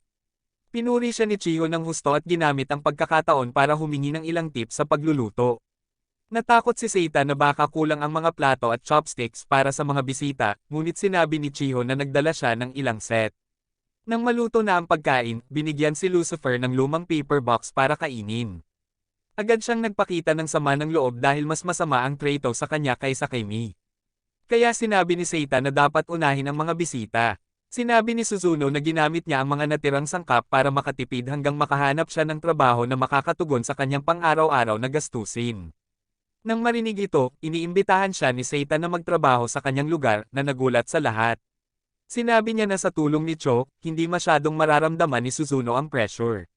Napanganga si Lucifer dahil hindi naiintindihan ng Demon Lord ang psychology ng babae, at hindi na nadismaya si Chiho, ngunit lubos na nawalan ng pag-asa. Pinayuhan ni Mrs. Suzuno na huwag magdesisyon ng padalos-dalos dahil ang pagtatrabaho kasama ang kakilala ay may kalakasan at kahinaan. Kaya sinabi ni Suzuno na isipin niya ito ng mabuti. Nagtataka si Alil nang makita na laging nakasuot ng tradisyonal na Japanese clothing si Suzuno. Sinabi ni Suzuno na wala siyang western-style outfit sa kanyang closet na nagpatahimik sa lahat ng 5 segundo. Tinanong ni Lucifer kung alam niya kung saan makakabili ng bags, ngunit agad itong kinuha ni Mi dahil natatakot siyang mahawa sa gaming addiction niya. Maging si Chiho ay nagdiskrima na kay Lucifer, na labis ikinainis ng binata. Hiniling ni Chiho kay Mi na dalhin si Suzuno mamili ng damit at handang tumulong si Mi. Pagkatapos nito, nagpalit si Suzuno sa bagong tradisyonal na damit at lumabas kasama si Emmy. Sa sandaling ito, pinayuhan ni Alil ang Demon Lord na maingat na dalhin si Chiho pauwi. Ngunit kailangan nilang maglakad dahil hindi pwedeng sumakay ng bisikleta sa lungsod. Gusto malaman ni Satan kung may opinyon ba ang mga magulang ni Chiho tungkol sa pagpunta niya sa bahay niya, ngunit ibinigay na ni Chiho ang address sa kanila, kaya pumayag na ang kanyang mga magulang. Nag-alok si Chiho na gumawa ng bento para kay Satan, at pumayag ang binata, na labis na ikinatuwa niya. Tinanong ni Satan kung hindi ba nag-aalala si Chiho sa kanyang pagkakakilanlan, kaya sinabi niya na nalaman niya ang mga kabutihang ginawa niya sa pamamagitan ni Ami at talaga niyang gusto si Satan. Kahit ituring siya ni Satan bilang Rain sister o taong may unrequited love, ayos lang. Ngunit binalaan ni Chiho ang binata na huwag maging tanga at galitin ang mga babae. Biglang nagsalita si Suzuno, sinasabing narinig niya ang lahat ng pag-amin ni Chiho, na labis na nahiya siya kaya nagnakaw siya ng bisikleta ng pangunahing tauhan at tumakbo palayo. Tinanong ni Suzuno kung ano ang iniisip niya tungkol sa pagtanggap ng damdamin ni Chiho. Agad na sinabi ni Satan na kung nagtitiwala ang mga magulang niya, dapat din siyang magpakita ng sinseridad. Pagkatapos noon, pumunta si Suzuno sa istasyon para makipagkita kay Emmy. Ngunit hindi alam ng babae kung paano gumamit ng transit card, kaya nagtataka si Emmy kung paano siya nakarating doon. Sinabi ni Suzuno na gumamit siya ng portal at direktang napunta rito. Biglang sumigaw silang dalawa dahil hindi alam ni Mi na taga-Antayla si Suzuno. Nang marinig ni Suzuno si Emmy na nagtatanong kung tinarget niya ang Demon Lord, inisip niya na alam na ni Emmy ang kanyang pagkakakilanlan. Hindi niya alam na tinanong ni Mi kung gusto niya si Satan, kaya nabanggit niya ang chismis na si Emmy ay nasa parehong panig ng Demon Lord na nagpagulo sa kanya, iniisip na babalik ng simbahan ang kanyang paghihiganti. Naghinala si Ami na ang nakamaskarang tao sa tindahan kahapon ay si Suzuno, ngunit wala namang sugat sa kanya. Sinabi ni Suzuno na hindi siya tanga para hamanin si Emmy, at ipinakilala ang sarili bilang Suzuno, ang punong interrogator ng Inquisition Church, dahil oras na para magtrabaho. Sinabi ni Emmy kay Suzuno na mag-apply muna sa immigration at sabihin ang detalye mamaya. Agad na nagalit ang babae dahil hindi niya alam gumamit ng transit card at hindi sanay sa escalator, kaya nabagsak siya ng patagilid. Bukod pa rito, labis siyang mausisa tungkol sa mga TV. Hindi makapaniwala si Emmy na napaka-provincial ni Suzuno, kaya tinanong niya kung ano ang natutunan niya mula nang dumating siya rito. Alam ni Suzuno na ang tradisyonal na Japanese clothing ay tradisyonal na kasuotan ng Japan, kaya palagi siyang nanonood ng period dramas na nagpapakita nito. Tinanong ni Ami kung bakit nakatira si Suzuno malapit sa bahay ng Demon Lord, kaya sinabi niya na ang layunin niya ay bantayan siya. Nang malaman ni Suzuno na hindi kasali si Amaya sa panig ng Demon Lord, gusto niyang makipagtulungan sa kanya para talunin si Satan at bumalik sa inila para baguhin ang simbahan dahil nais nilang takpan ang hindi makatarungang pamamaraan ni Oba. Sinabi ni Emmy na hindi siya sang-ayon. Kaya sinubukan ni Suzuno na hikayatin siya para muling makamit ang tamang posisyon at dangal. Ngunit tumanggi pa rin si Emmy dahil hindi niya kayang magtiwala sa isang taong gustong lipulin siya at ang Demon Lord at giniba ang tunnel. Bukod dito, ang pagwawalis sa Demon Lord ay misyon ni Amaya, kaya hinahanap niya na huwag makialam si Suzuno. Kasabay nito, pinayuhan niya si Suzuno na huwag subukan ang anumang bagay dahil makikita agad ito ng Demon Lord. Kinuha rin ni Emmy ang ilang fashion magazines para matutunan ni Suzuno at nag-ayos ng muling pagkikita sa hapon. Sa oras na ito, humihingi ng tawad si Chiho sa Demon Lord dahil kanyang kinuha ang bisikleta at tumakbo palayo. Dahil bukas ang malapit na restaurant, kakaunti lamang ang mga customer sa kanyang tindahan. Sinabi ng boss na ang kanyang katrabaho ay inilipat sa ibang lugar dahil natalo sa labanan sa mga kakompetensya. Kaya iniutos niya kay Satan na gamitin ang anumang paraan para talunin si Senador Takei. Sandali lang, isang lalaking may asul na buhok ang dumating para hanapin ang may-ari ng tindahan. Sinabi ni Satan na wala siya rito. Alam ng lalaki na siya ay empleyado na may maraming magandang katangian, at ibinigay ang kanyang business card kay Satan, na napagtanto ni Satan na ang pangalan ng lalaki ay Mitsuki, ang may-ari ng Senador Takei Chicken Shop. Bigla niyang nakita na napakaganda ni Chiho, kaya ginamit niya ang magagandang salita para purihin siya at agad na nag-order ng takeout. Pagkatapos nito, labis na naiinis si Chiho dahil masyadong malakas ang pabango ng lalaki at mad-ulash ang kanyang salamin, kaya gustong-gusto niyang patalsikan ang kanyang restaurant. Sinabi ni Satan na pinadala niya si Alil para mangalap ng impormasyon tungkol sa kakompetensya. Habang nagtatrabaho si Nami at Jay, nakilala nila si Suzuno. Sinabi niya na nangailangan siyang magbenta ng mamahaling singsing para makabili ng tradisyonal na Japanese clothing at train cards. Hiniling ni Suzuno kay Mi na dalhin siya sa lugar ng trabaho ng Demon Lord na inisip ni Jika na haharapin niya ang kakompetensya sa pag-ibig. Kaya nagpasya siyang sumama kay Suzuno para obserbahan ang drama. Sa oras na ito, pumunta si Ozil sa Senti para mag-espiya, habang si Chiho at ang pangunahing tauhan ay labis na naiinis dahil sobrang dami ng customer sa tindahan ng kakompetensya. Sa wakas, dumating sila sa Hadegaza dahil ngayong araw ay may festival. Medyo siksikan ang lugar. Napansin ni Jikika na masyadong bakante ang Mount Gano shop at hindi angkop para sa love confrontation, habang ang Senti shop ay sobrang abala. Kaya pinili niya itong bilang battlefield. Pagkatapos noon, gusto ni Jika marinig ang detalye tungkol kay Satan para maresolba ang labanan. Nag-aalala si Mi kung paano haharapin ni Suzuno ang pagkakamisunderstand ng kanyang kaibigan. Pagkatapos, sinabi ni Jika sa dalawa na umorder ng pagkain at maluwag na inalok silang pretuhin. Nagbigay si Mitsuki ng discount coupons at sinamantala ang pagkakataon na hawakan ang kamay ni Jika na nakakakilig sa kanya. Pumunta si Jika para sabihin sa kanyang mga kaibigan at matinding kinritika ang pabango at pagkahilig ni Mitsuki. Talagang gusto ni Jika marinig ang dramatikong love story ng kanyang dalawang kaibigan. Kaya sinabi ni Suzuno na mabait na kapitbahay si Seitan, na nalito si Emmy dahil ilang sandali lang ang nakalipas, hiniling ng babae na lipulin ang Demon Lord. Nang sinabi ni Emmy na kaaway niya si Seitan, hinusgahan ni Jake ang kaibigan niya na hindi tapat. Sinabi ni Emmy na pinayuhan niya si Suzuno na lumayo sa Demon Lord para sa ibang dahilan, hindi dahil nakikipagkompetensya sa kanyang pagmamahal. Ayaw ni Emmy na i-ship ni Jake siya kay Seitan, at sinumpa ang binata bilang masamang tao, na labis na ikinainis ni Alil. Samantala, labis na nag-aalala si Seitan dahil dati niyang pinuntahan ang kanyang tauhan para magsuri sa pagkain sa Senador Tekay. Ayaw ni Als na magbigay ng pera sa kakumpetensya, kaya ipinaliwanag ng Demon Lord na ang layunin niya sa pagpunta roon ay imbestigahan ang lahat tungkol sa kanila. Dahil ito ay kaugnay sa karera ni Seitan, ipinangako ni Alil na susuriin ang mga ito ng minimal ang gastos, na labis na naantig ang damdamin ng Demon Lord. Biglang dumating si Chiho para iulat na halos tapos na ang lahat sa gawain ngayong araw. Nakita niya na masikip ang mga kalye, ngunit kakaunti pa rin ang mga customer sa tindahan, kaya sinubukan niyang maghanap ng solusyon, ngunit hindi niya maisip kung ano. Pinayuhan ng lahat si Seitan na huwag masyadong panghinaan ng loob na nagpanumbalik ng sigla ng binata. Hinikayat din niya ang lahat na ang kakumpetensya ay pansamantala lamang na nasa kalamangan, ngunit maaari pa rin nilang makuha ang kanilang number 1 na posisyon sa hinaharap. Kaya sa ngayon, dapat linisin muna ng lahat ang mga bintana. Nagkaroon din ng score kay Mi nang humingi siya ng pabor. Dahil alam niyang iniimbestigahan ni Al ang restaurant, ipinangako ni Mi na pretuhin siya sa anumang ulam na gusto niya. Nang marinig ito, agad na tinapon ni Alil ang kanyang dangal at umupo sa mesa. Para makatipid, handa siyang ipagbili ng mura ang kanyang konsensya. Inisip ni Jake na si Ozil ay kaibigan ni Ame, kaya agad nilang itinanggi. Ipinakilala niya ang sarili na nakatira kasama si Seitan. Kaya gusto ni Jay na magtanong ng ilang bagay tungkol sa kanya. Agad na nag-imbento ang binata ng kwento na siya at si Seitan ay nagpatakbo ng construction company na Mao at si Mi ay empleyado ng kakumpetensya. Tinanong ni Jake ang kaibigan niya kung gaano siya katanda para magtrabaho sa props yung iyon. Sinabi ni Als na noong panahong iyon, si Mi ay pansamantalang empleyado lamang, na labis na nagulat si Suzuno.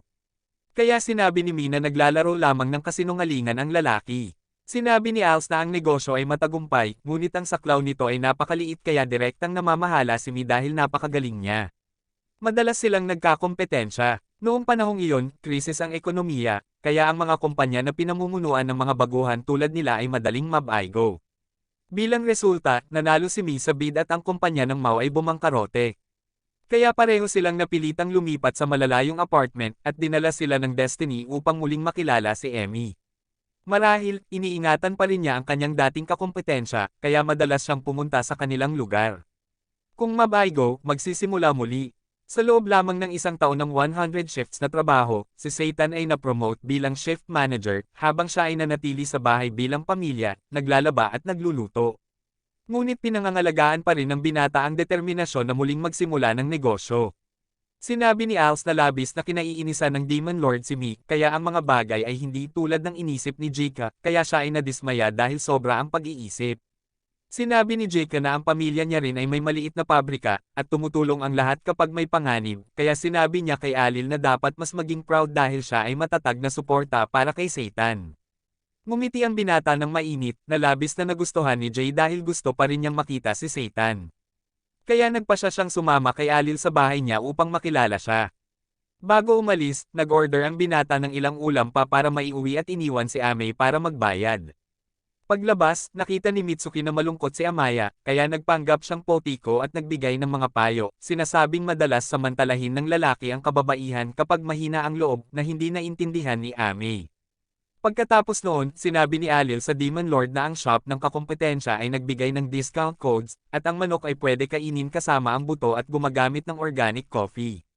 Dahil pinuri ni Seitan, humiling ang binata ng gantimpala, isang potato combo at 2 dagdag na large tuna portions.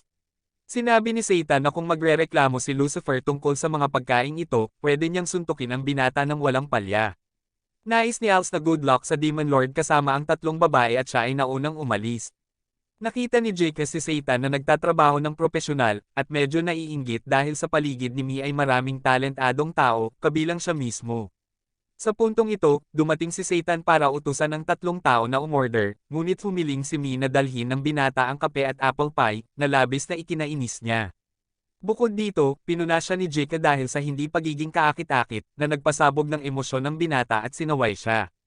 Binalaan ni Jake na iulat ang ugali ni Satan, ngunit hindi siya nag-alala at tinanong kung sino siya. Sinabi ni Jake na siya ay katrabaho ni Amy, narinig niya sina Alil at Amy na nag-uusap tungkol kay Satan, ngunit gusto pa rin niyang pumunta rito upang beripikahin. Naiinis ang binata dahil walang pumapasok na customer, ngunit nandyan ang abala at pasaway na si Amy. Pinayuhan siya ni Chiho na huwag sabihin iyon at dinala ang pagkain kay Amy. Friendly din niyang binati si Jake at humiling ng tulong. Inisip ni Jake na sobrang cute ni Chiho, kaya niyakap niya ito sa kanyang dibdib, halos hindi na makahinga. Pagkatapos noon, tinanong ni Jake si Satan kung ano ang gagawin niya para harapin ang kakumpetensya, dahil nakita niyang hindi siya kasing tanga tulad ng itsura niya sa labas.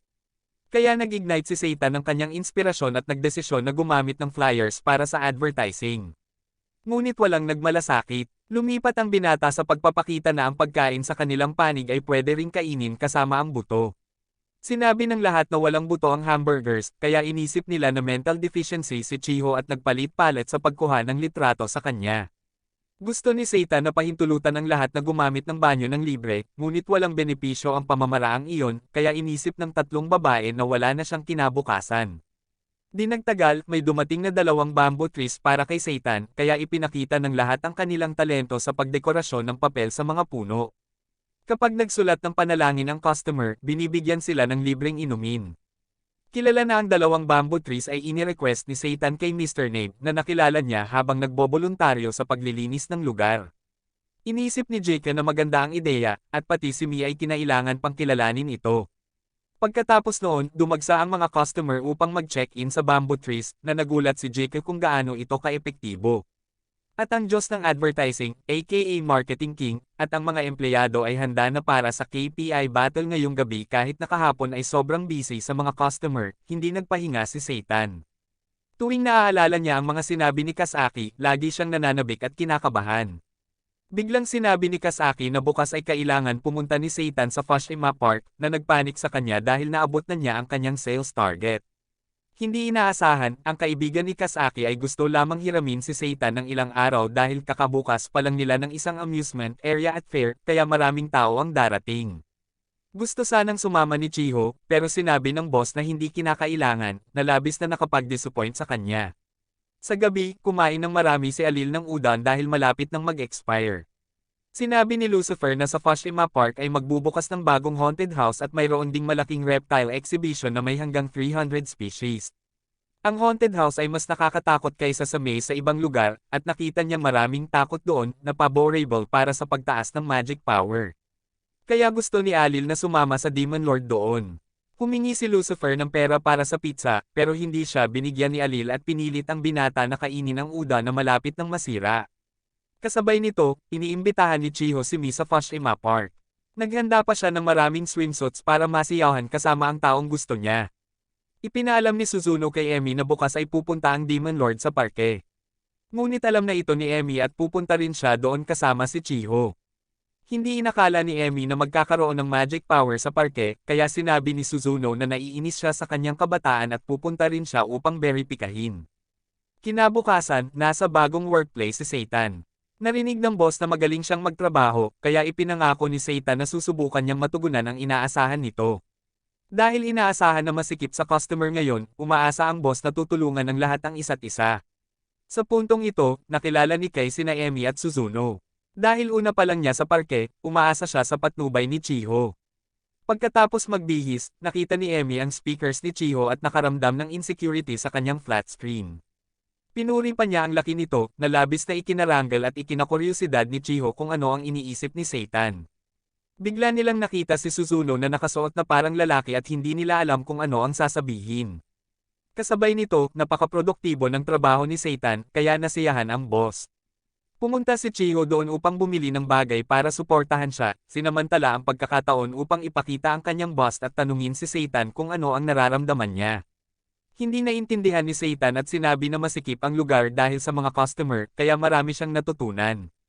Nang makita niya si Nami at Suzuno na paparating, agad niyang binago ang ekspresyon ng mukha 360 degrees.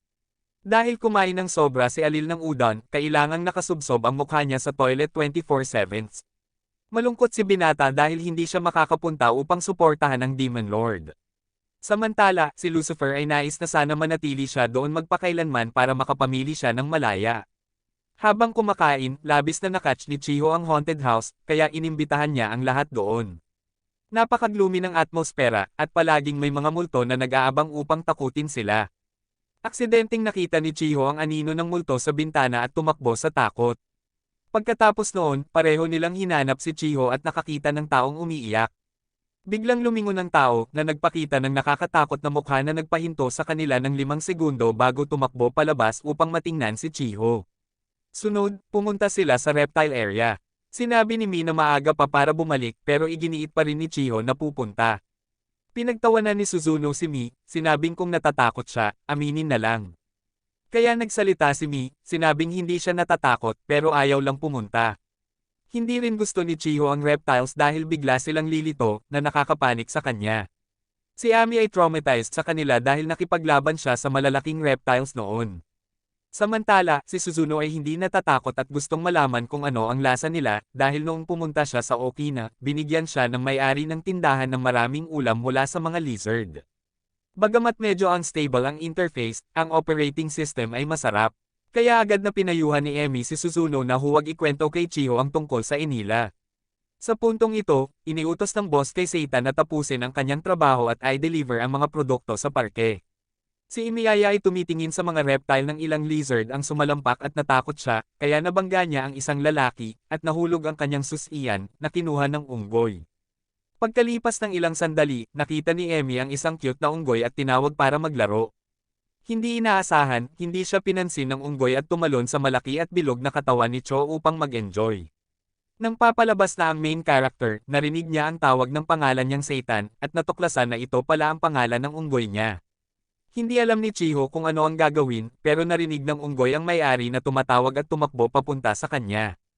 Pinag-usapan ng lahat kung paano gustong-gusto ng unggoy ni Seitan ang mga babae at mahilig sa malalaki, na nakakainis sa main character, kaya sinabihan niya silang manahimik.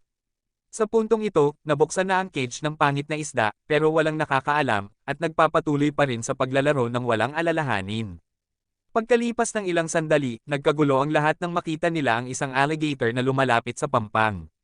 Nakita ito ni Seitan at agad niyang inabsorb lahat ng takot pagkatapos ginamit ang magic upang paalisan ang alligator. Hindi maintindihan ni Suzuno kung bakit sinasadya niya ang tao at isinasakripisyo ang magic power na pinaghirapan niyang kolektahin. Pagdating ng hapon, maraming puri mula sa boss kay Seitan. Nang pauwi na ang grupo ni Ame, sinabi ni Chiho na ang paglabas kasama sina Emi at Suzuno ay pangalawa lamang pero ang makita si Seitan na cool ang pangunahing dahilan. Pagkatapos noon, kailangan nilang magpaalam kay Ame at maglakad pauwi. Biglang nakita ni Suzuno ang isang taong may pakpak sa gilid ng kalsada, ngunit agad itong nawala.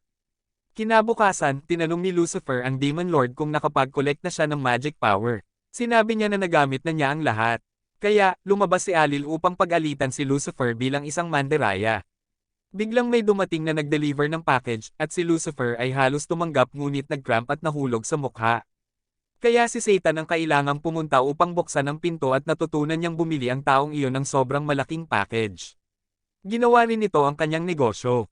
Kahit na napakaseryoso ng sakit, matigas pa rin ang ulo ng binata at tumangging pumunta sa doktor na nagpalungkot kay Seitan.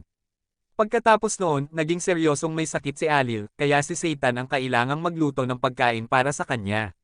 Biglang may dumating na parcel, at inisip ni Alil na namimili na naman si Lucifer.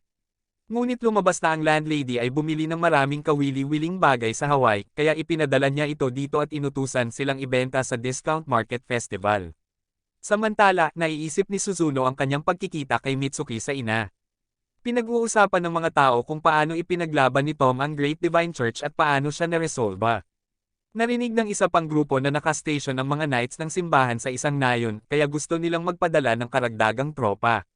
Ngunit may isang tumutol dahil kahit magpadala sila, hindi sila mananalo.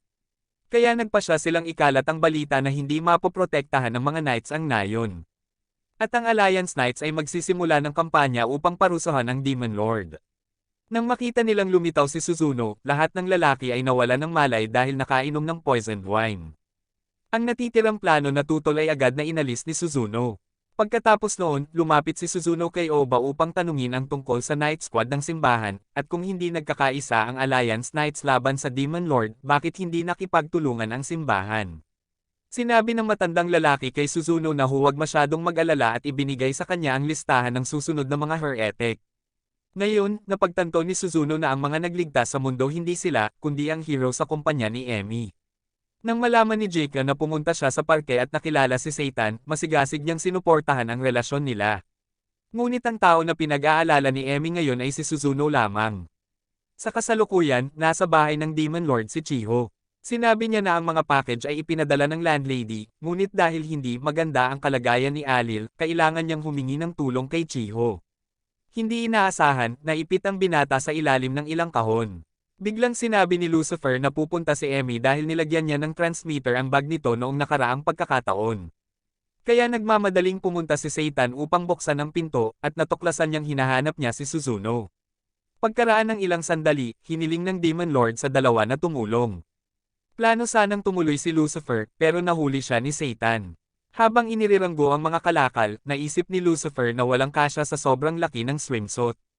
Si Chiho naman ay pinuri ito bilang cute, kaya gusto sanang bilhin ni MI, ngunit tinukso siya ni Satan dahil hindi siya kasya rito. Nakakita si Satan ng maraming pagkain at inumin. Dahil ito ay ibinigay ng landlady, agad niyang binuksan upang inumin. Hindi inaasahan, siya ay clumsy at natapon ang tubig kay Suzuno.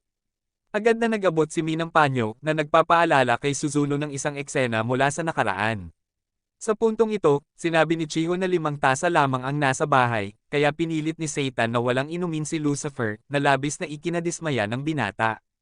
Pagdating ng gabi, inayos ni na Satan at ng lahat ang mga kalakal para ibenta dahil si Suzuno hindi nakilahok sa mga festival sa loob ng ilang taon. Sinabi ni Chiho na dapat magsaya silang lahat ngayong taon. Ngunit may shift si Satan sa trabaho, kaya kailangan niyang magpaalam at mauna. Pagkatapos noon, pumunta si Suzuno upang makipagkita sa lalaking nakasuot ng itim at pinaalalahanan na tapusin ang layunin bago makabawi ng magic power ang Demon Lord. Noong nakaraan, labis na nagalit ang mga bishop sa Holy Isle Group dahil hawak nila ang katawan ng mga pinaslang na noble at mga tala ng theological meetings ng Council of Bishops. Ayaw nilang mangako ng responsibilidad, kaya ipinasa ang sisi kay Oba. Nagpasya si Zeri na magtatag ng review committee at iniimbitahan ang mga tao mula sa Inquisition. Nainis si Suzuno sa mga taong iyon dahil nagpoproteksyon ng hindi nag-aalalang madumihan ang kamay habang siya ay pumapatay, ngunit ayaw niyang gawin iyon. Sa kasalukuyan, pumayag si Suzuno na tuparin ang kahilingan ni Mitsuki. Samantala, si Alil ay naghihirap sa sakit, ngunit matigas ang ulo at tumatangging pumunta sa ospital. Kaya si Lucifer ay nagpakitang gila sa pamamagitan ng pagtawag ng private ambulance upang ma-impress si Alil. Nang makita ni Chiho si Suzuno, agad niya itong iniimbitahan na magtrabaho sa kanyang shop. Ngunit binali ni Suzuno si Chiho na lumayo sa Demon Lord. Sinabi niya na noong nakaraang pagkakataon, ginamit ni Satan ang magic upang tumaas ang dami ng customer sa restaurant dahil kinokontrol ng mga tao ang kanilang emosyon at gumawa ng Tanabata Tree, na siyang intermediary na naging dahilan upang hindi sinasadyang ma-activate ni Satan ang magic power. Agad na pinrotektahan ni Chiho si Satan, sinabing hindi siya gagawa ng masama. Ngunit nag-aalala si Suzuno na kapag nakakuha na ng tiwala ng mga tao ang Demon Lord, baka buntisin niya at traidor sa mundo. Hindi ganoon ang iniisip ni Emmy dahil ang promotion ni Satan sa trabaho ay hindi nangangahulugang sasakupan niya ang mundo. Patuloy na ipinilit ni Suzuno na alisin ang Demon Lord at nais niyang burahin ang mga alaala ni Chiho, ngunit tumanggi ito dahil napakahirap makilala ang lahat. Sinabi ni Suzuno na si Satan ay ginagamit lamang ang damdamin ni Cho upang pahinain ang kanilang fighting spirit. Ngunit para kay Cho, si Satan ay isang mabait na tao, at bukod dito, hindi pa nakipaglaban ng direkta ang lahat sa Demon Lord, kaya hindi nila siya naiintindihan. Gumugol ng pagsisikap si Satan sa pagpapanumbalik ng sirang high-rise building at palaging tumutulong kay Chiho sa trabaho, kaya iniisip ni Suzuno na ang Demon Lord na nangunguna sa mga hukbo upang sakupin ang mundo ay may dahilan. Sinabi ni Emma na nais niya maging masaya ang lahat, kaya hindi niya kayang manood lamang habang nasasaktan si Chiho, at ayaw niyang magbuwis ng kahit ano para tanggapin ang kinalabasan. Naniniwala pa rin si Suzuno na kinakailangan ng mararangal na sakripisyo. Gayunpaman, alam ni Emmy na magagawa niya iyon dahil siya ay isang bayani. Nang malaman ni Suzuno na hindi pa nais ni Emmy na alisin ang Demon Lord, kailangan niyang umalis. Pagkatapos noon, pinagbintangan ni Chiho ang sarili dahil sa pagiging matindi ng kanyang pananalita kay Suzuno, kaya pinalma ni Emi ang damdamin niya. Biglang, inambush sila ng isang tao, ngunit sa kabutihang palad, dinala ni Miss Chiho at nakaiwas sila sa oras. Agad na hinihila ng babae ang kanyang Holy Sword para labanan siya mag-isa, ngunit siya ay nasa disadvantage. Tinanggal nito ang kanyang maskara at inatake muli si Mi, na nagpapahina sa epekto ng Holy Sword. Dahil pag-aari ni Mitsuki ang kapangyarihan ng Fallen Evil Eyelight, napapalupig niya ang mga gumagamit ng Holy Artifacts. Muling tinanggal ni Mitsuki ang kanyang cloak, na ibinunyag ang kanyang tunay na pagkakakilanlan bilang Holy Seal. Ang kanyang layunin sa pagdating dito ay ibalik ang Holy Sword ni Emi. Dahil sa mga salitang iyon, nataman si Chiho at naipit sa pader na nagpawala rin sa Holy Sword. Nakita ni Chiho na tinalikuran siya ni Suzuno kay Emi, kaya labis siyang nadismaya. Kaya kailangan ni Suzuno na ibigay sa kanya ang tiket para sa deep sleep. Sa puntong ito, nakatanggap si Seitan ng tawag mula sa ina ni Chiho na nagsasabing hindi pa siya nakauwi. Kaya tinanong niya si Lucifer, ngunit hindi rin alam nito. Gayunpaman, nagsaliksik si Lucifer tungkol kay Mitsuki at natuklasan na wala siya sa listahan ng mga empleyado. Tiningnan ng binata ang mapa at nakita si Suzuno na gumagalaw ng sobrang bilis papunta sa City Hall. Kaya agad na sumakay si Seitan sa kanyang warhorse upang iligtas si Chiho. Samantala, sa ospital, gumising na si Oba, at si Alil ay nagsisisi sa perang ginastos sa gamot. Nang pumasok ang nurse, agad niyang tinanong kung maaaring gamitin ang kanyang National Health Insurance Card. Sinabi ng nurse na huwag mag-alala si Alil, at ihahanda pa sana ang isa pang bag ng gamot, ngunit tumanggi ang binata at lumabas, kung saan nakita ang isang walang malay na pulis. Biglang lumitaw si Oba, tinamaan si Alil ng isang suntok, at kinuha ang kanyang insurance card. Sa puntong ito, pinapahirapan ni Mitsuki si Emi upang kunin ang Holy Sword, ngunit hindi niya ito mamaterialize at naniniwala siyang itinataboy siya ng Holy Sword.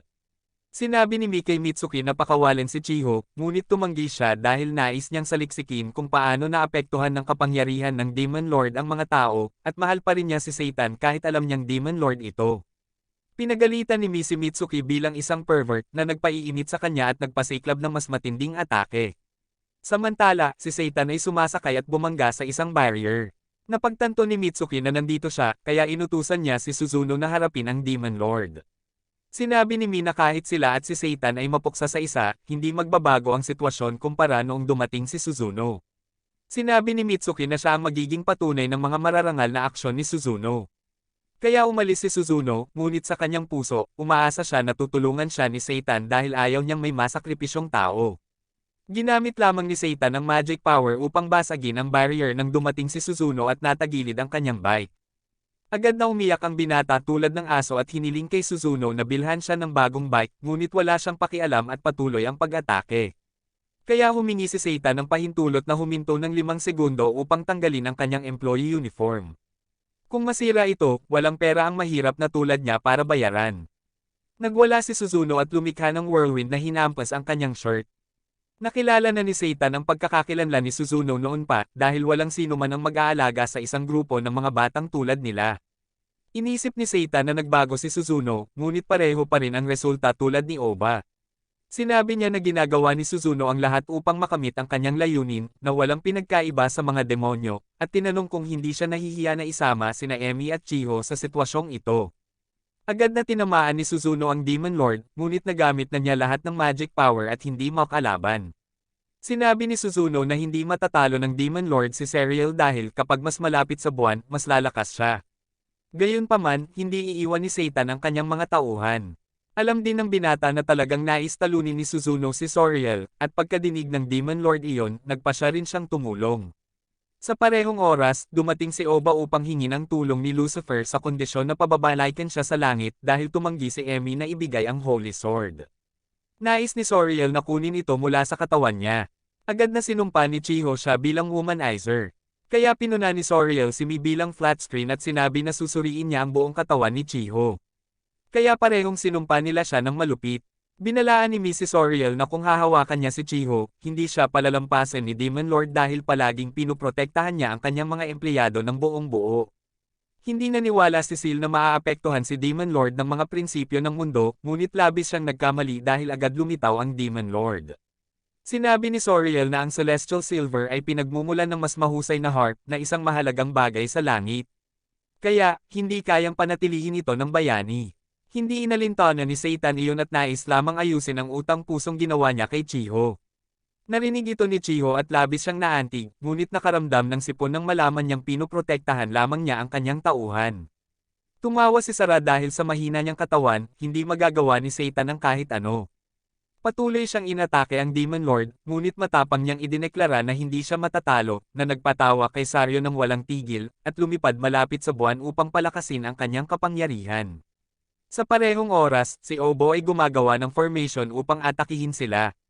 Nang ihahandog na sirain ni Suzuno ang station para makuha ng Demon Lord ang magic power, sinabi ni Lucifer na huli na at itinuro sa direksyon ni Soriel. Sa oras na iyon, ang kapangyarihan niya ay sobrang tumaas at madaling nakakuha ng kalamangan laban sa Demon Lord. Ang pagbabago ng kulay ng langit ay nagpasabog ng takot at pangamba sa lahat, na nakatulong kina Alil at sa Demon Lord na mabawi ang kanilang kapangyarihan. Ang killing intent ni Satan ay sobrang matindi na nahihirapang huminga si Chiho. Kaya sinabi ni Suzuno sa kanya na kontrolin ang kanyang kapangyarihan. Bahagya pang nagmalaki ang Demon Lord na ang kanyang underwear ay gawa sa premium na material, kaya kahit sa laban hindi siya mag-aalala sa pagkasira nito. Pinakawalan niya si Amai at hinihiling kay Suzuno na alagaan sila.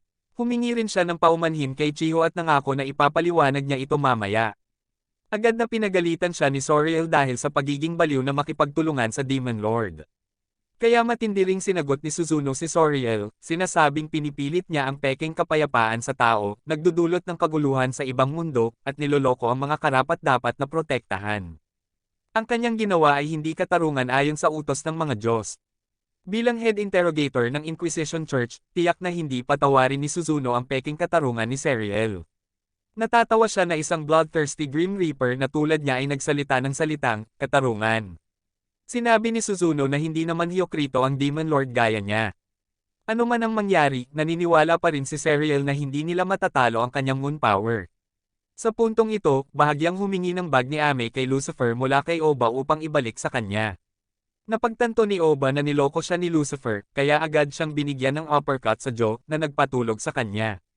Sa kabilang panig, nanginginig si Soriel dahil unti-unting natatakpan ang buwan. Binigyan siya ng Demon Lord ng dalawang pagpipilian, isa, umuwi, dalawa, manatili rito at matalo. Gayunpaman, determinado pa rin si Soriel na talunin ang Demon Lord at naglunsad ng matinding atake na Samaire sa mga gusali. Pagkatapos noon, nasa disadvantage si Soriel laban sa Demon Lord.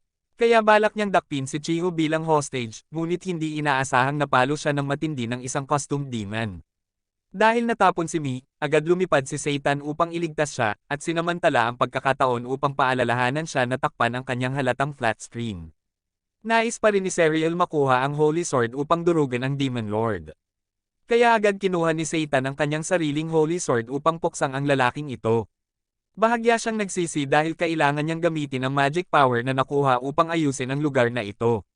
Sinabi ni Emmy na masyado siyang kampante sa laban, kaya pinagalitan siya ng Demon Lord bilang ungrateful, at tinukso pa si Emmy dahil sa flat screen niya, na nagpagalaw sa kanya. Sa puntong ito, dumating na si Alil, na nagpagalit sa Demon Lord, at si Lucifer ay nag-iisip lamang na umuwi at kumain ng fried chicken. Panahon na para magpaalam ang Demon Lord kay Chiho upang bumalik kay Isa dahil hindi niya kayang mapalayo sa taong mahal niya. Nais niyang sundan siya doon, ngunit tumanggi ang binata, biniro si Cho sa noo at umalis. Hindi inaasahan, lahat ng ito ay panaginip lamang niya. Nang dumating si Chiho sa trabaho, sinabi niya kay Satan ang panaginip na iyon at naalala ang halik niya. Ngunit wala nang sapat na magic power si Satan para bumalik doon dahil kahapon ay inayos niya ang mga gusali at nagbukas ng portal upang ibalik si Soriel sa Entila. Biglang tinanong ni Kasaki si Satan tungkol sa pagkuha ng Wallace mula sa shop at hindi pagbalik nito. Hindi inaasahan, dumating si Suzuno, na nagsabing nasadyap siya nito. Si Lucifer, na idle at mischievous, ay naglagay ng tracking devices kay Suzuno at Emmy, na nagpagalit kay Alil dahil sa palaging paggastos ng pera ng lalaking ito. Sinabi ni Suzuno kay Kasaki na pinapanood sila ng isang pervert at si Satan ang nagligtas sa kanila. Sumali rin si Chiho upang ipaliwanag kaya kailangang maniwala ang boss. Biglang natuklasan ng isang empleyado si Soriel na nakahiga sa refrigerator. Naisip ni Suzuno na nag-react ang bamboo tree sa magic power at lumikha ng portal kaya nandito siya. Pagkapukaw ni Soriel, nahulog siya sa kagandahan ni Kasaki at naniwala na sila ang Romeo at Juliet ng mundo ng fast food. Sinubukan ng binata na hawakan si Kasaki nang hindi naaayon kaya sinuntok siya ng babae. Habang nagtatrabaho si Mi, nakita niya ang Demon Lord na inanunsyo na nasakop na niya ang Hakaga at susunod ay Greenland. Ngunit, panaginip lamang iyon. Habang nagbabago ng damit, pinayuhan ni Jake si Mi na iwanan muna ang sama ng loob kay Satan. Sinabi niya na marami pa silang isyo dahil pinatay niya ang ama niya at sinira ang kanilang nayon, at hindi niya alam kung kailan magbabago si Satan gaya sa panaginip. Dumating si Emmy sa bahay ng Demon Lord at nakita siyang pinapakain ni Suzuno, na labis na nagpaiyakan kay Chiho. Kaya tinanong niya si Satan kung kaninong luto ang mas gusto niya. Sinabi niya na parehong silang magluto para makatipid sa gastos. Biglang dumating si Alil upang hingin ang permiso ng Demon Lord na magpahinga sandali. Nang umuwi si Ame, ikinwento niya ito kay Amada, na nag-isip na baka napagod na si Olzil sa masikip na kastilyo ng Demon Lord. Ngunit ang totoo, gusto lamang nitong makausap ng pribado si Satan kaya pinaalis muna ang iba. Naghinala si Amy kay Olzil kaya pinakiusapan niya ang kanyang kaibigan na imbestigahan kung may kakaibang nangyayari sa Ent Isla. Habang sumisilong sa ulan, naalala ni Amy ang una niyang pagkikita kay Satan. Nag-alala si Chiho na baka bumalik si Satan sa Ent Isla tulad ng sa panaginip niya. Sinabi ni Amy na nanaginip din siya ng masama, ngunit habang naroon siya, hindi niya hahayaang malungkot si Chiho. Kinabukasan, nakita ni Amy na may nagde-deliver ng maraming kahon sa bahay ni Satan kaya inakala niyang galing iyon sa Demon Realm. Pagkatapos, iniulat ni Amade kay Amy na walang kakaibang nangyayari sa Ent Isla at nagreklamo pa na tumaba raw siya, na ikinagalit ni Amy dahil wala itong kinalaman sa usapan. Nagbigay si Serial ng mga rosas kay Kasaki at nagkumpisal ng pag-ibig, ngunit agad siyang pinagalitan at tinanggihan. Biglang humiling si Satan ng pagbabago ng shift dahil sa isang biglaang pangyayari. Masayang pumayag si Kasaki, ngunit labis na nalungkot si Chiho. Agad niyang tinanong si Satan kung babalik ba ito sa Ent Isla. Ipinaliwanag ni Satan na wala na siyang sapat na kapangyarihang mahika para bumalik, at hindi niya maaaring sabihin ang tunay na dahilan ng pagpapalit ng shift. Kinabukasan, sinundan ni Amy at Chiho si Satan at nakita nilang nagtatrabaho ito sa isang construction site. Ngunit agad silang nahuli ni Satan. Ipinaliwanag niya na kailangan niyang kumita upang bayaran ang mga signal transmitter na binili ni Lucifer at ikinabit sa bag ni Amy at sa tsinelas ni Suzuno. Nang marinig ito, muntik nang gamitin ni Amy ang kanyang banal na espada laban kay Satan, ngunit sinabi nitong dahil doon ay nailigtas siya. Kaya ibinuhos ni Amy ang galit niya sa signal transmitter, lalo na't nalalapit na ang deadline ng bayad at hindi pa natatanggap ni Satan ang kanyang sahod. Iminungkahi ni Olzil na magtrabaho muna si Satan ng mga arawang trabaho. Natakot si Satan na kapag nalaman ito ni Chiho, makokonsensya siya dahil sa pagliligtas niya, napilitan siyang gumastos. Kaya humingi ng paumanhin si Satan dahil itinago niya ito kay Chiho. Tinanong ni Amy kung ano ang laman ng mga kaong dine liver sa bahay, ngunit hindi rin alam ni Satan. Pagbukas nila, nakita nila ang mga kumot na down comforter, fire extinguisher, at water filter. Sinabi ni Lucifer na naloko siya matapos ibenta ang hard drive, napilitan siyang bilhin ang mga iyon, at umabot sa 128,000 yen ang kabuoang lugi. Nahanap ni Amy ang impormasyon ng kumpanya at pinatawagan kay Satan upang isauli ang mga gamit. Ngunit sinabi ng kumpanya na hindi na maaaring isauli ang water filter dahil nasubukan na ito, at gayon din ang fire extinguisher dahil ikinabot na raw nila ito. Ang set ng kumot ay dapat 7 piraso, ngunit 5 lang ang natanggap ni Satan, kaya hindi rin ito maibalik. Dahil dito, pumunta sina Satan at Amy sa kumpanya upang makipagnegosasyon, ngunit hindi inaasahang nakita nila si Olzil na nagtatrabaho roon. Nang malaman ni Olzil ang nangyari, napagtanto niyang nagtatrabaho siya sa isang hindi etikal na negosyo. Biglang lumitaw ang direktor at sinabing may kasunduan na sila ni Lucifer, at kung ipagpapatuloy nila ang paratang, palalakihin niya ang issue. Gusto man nilang magsumbong sa pulis, wala silang sapat na ebidensya.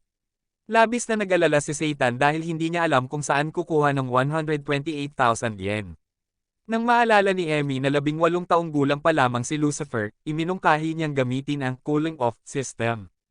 Ayon sa batas, kapag ang menor de edad ay pumasok sa kontratang lampas sa pinapayagang halaga, kailangan ng pahintulot ng guardian. Kaya si Satan ang naging tagapangalaga para sa cooling-off.